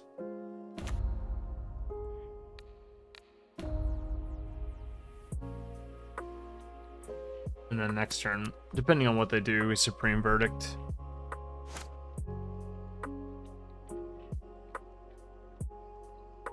Unfortunately, we're gonna have to wait a while on this Chandra because I don't really feel like shocking in a Steam Vents to Supreme Verdict, but again, I guess it just depends on what our opponent does. They might just queue up Mutavault just to kill Gideon.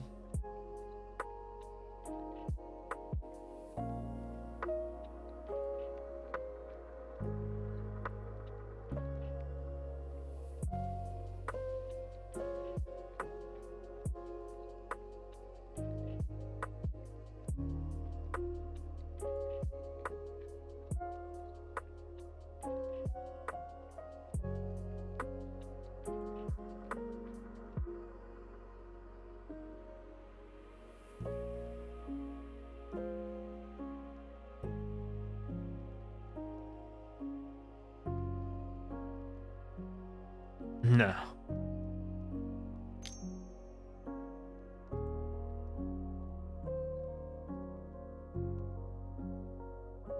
Fighting demons.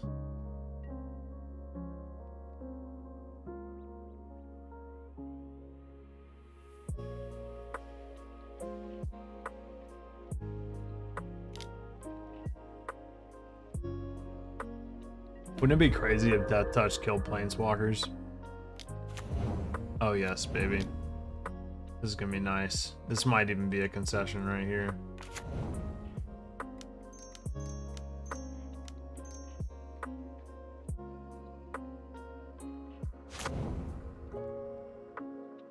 Hate to see it.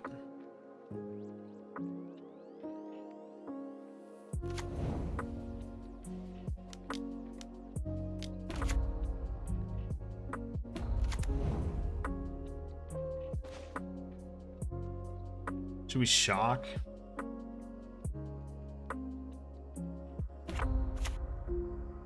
Yeah, I'm gonna shock here.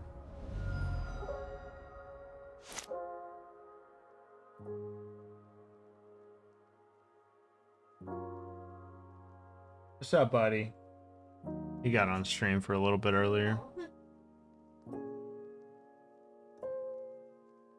Hey, pretty boy. Are you talking to everybody? Been very vocal. Let the man speak.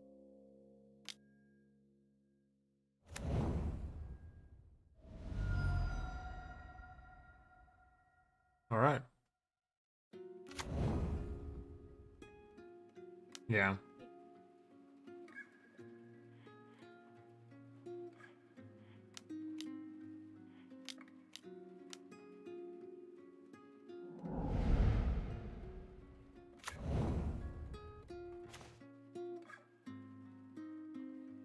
Well, they have some choices to make.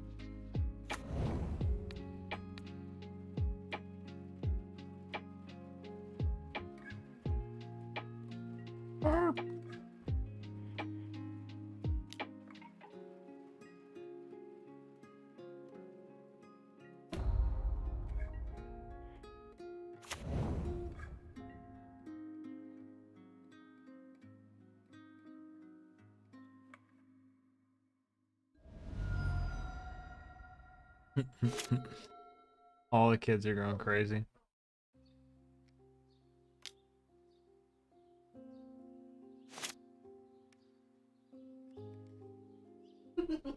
Muted vaults could be problematic.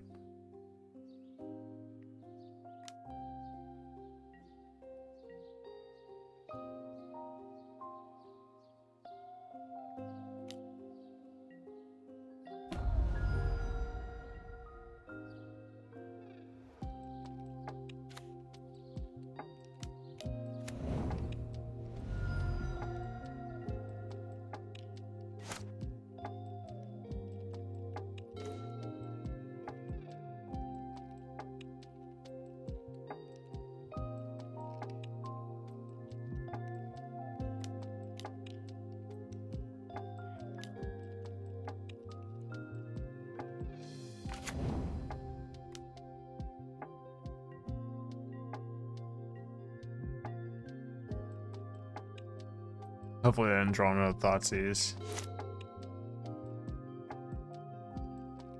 Thoughtseize, target player reveals his or her hand. You choose a non-land card from it and they discard that card. You lose 2 life. The 1 mana, what they call it is hand hate or discard spell. It's very effective for sort of like manipulating your opponent's hand into making the game more winnable for you. Essentially, you take their best card and you sort of play the game from there. And also is good for the format too. It makes it's an interactive spell, so like it makes for, you know, more fair Magic, which by general consensus is just more fun for people. Thoughtseize, yeah, has really good art too historically. Blood Moon is a cool name too, and a good card. Good card design.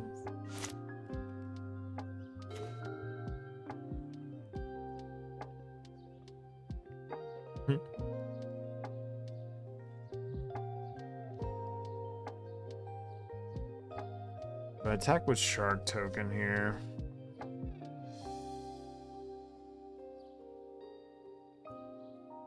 Nicol Bolas does sound funny, I'll give you that. It's cool.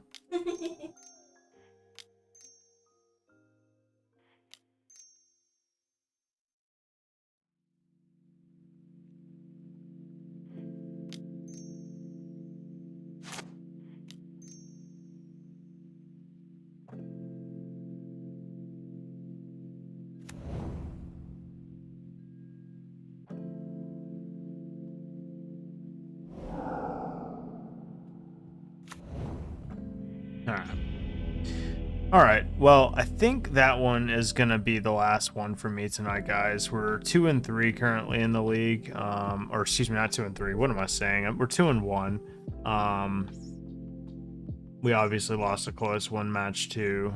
But the deck still seems good. It certainly seems better than whatever the fuck I was trying like an hour ago. So, yeah. Cat tokens, not so viable in Pioneer. Fires of Invention, more up to speed. But yeah, thank you guys so much for watching. It's been really chill. Saw the viewers spike up a little bit, so that's awesome. I appreciate you guys swinging by and chilling with me. It seems like people really enjoy the Pioneer content more. I know there's not a lot of Pioneer streamers, so maybe I'll just start hitting that up more. Since, you know, there's probably not a lot of content that's being created for Pioneer, and it is very much like a brewer's format. So, you know, I'll be happy to make that content for you guys, and you know, continue to play Magic. And yeah, I mean, I got some videos in the work. I want to talk a little bit about the recent change with Moto. A lot of stuff happening with the whole Daybreak Games thing. So basically, like, I'll probably make a video about that this weekend. And we'll talk about it because I have a lot to say about it. I'm very well versed on Daybreak Games shenanigans and stuff. So yeah, absolutely, Eric. I'd be more than happy to do that. I know Jason Ames and I have like brewed a bunch of decks together, so I'm more than happy to work on ideas. It's honestly much easier to brew with another person, because then you can kind of like keep each other in check when it comes to like playable cards versus unplayable cards. Because I certainly try to make bad cards work, and sometimes you just have to admit that like there's a reason why certain cards don't see any play, and it's not because people haven't discovered them yet. It's just because they're bad. So I do that a lot. I'm guilty of that. So yeah, having another person like with a second opinion will definitely help me eliminate that process a little bit, or streamline that process. But yeah, thank you guys for swinging by, and tomorrow, yeah, happy new year. Tomorrow I'm going to be playing some Halo Infinite. We're going to be going through Diamond, hopefully getting to Onyx soon, which is like the highest rank or whatever. So we'll be doing that with the boys, and yeah, that'll pretty much wrap up the holiday. And like I said, new video this weekend, hopefully. So definitely be on the lookout for that. I'll post it everywhere. Sometimes I just got to find the motivation to record these things. You know, it's like, it's just extra work and time. And sometimes on a weekend, all you really want to do is relax after you worked and streamed all week. But I definitely got to do it because I got a lot to say about this whole fucking Daybreak Games bullshit. But yeah, so thank you guys so much. And I will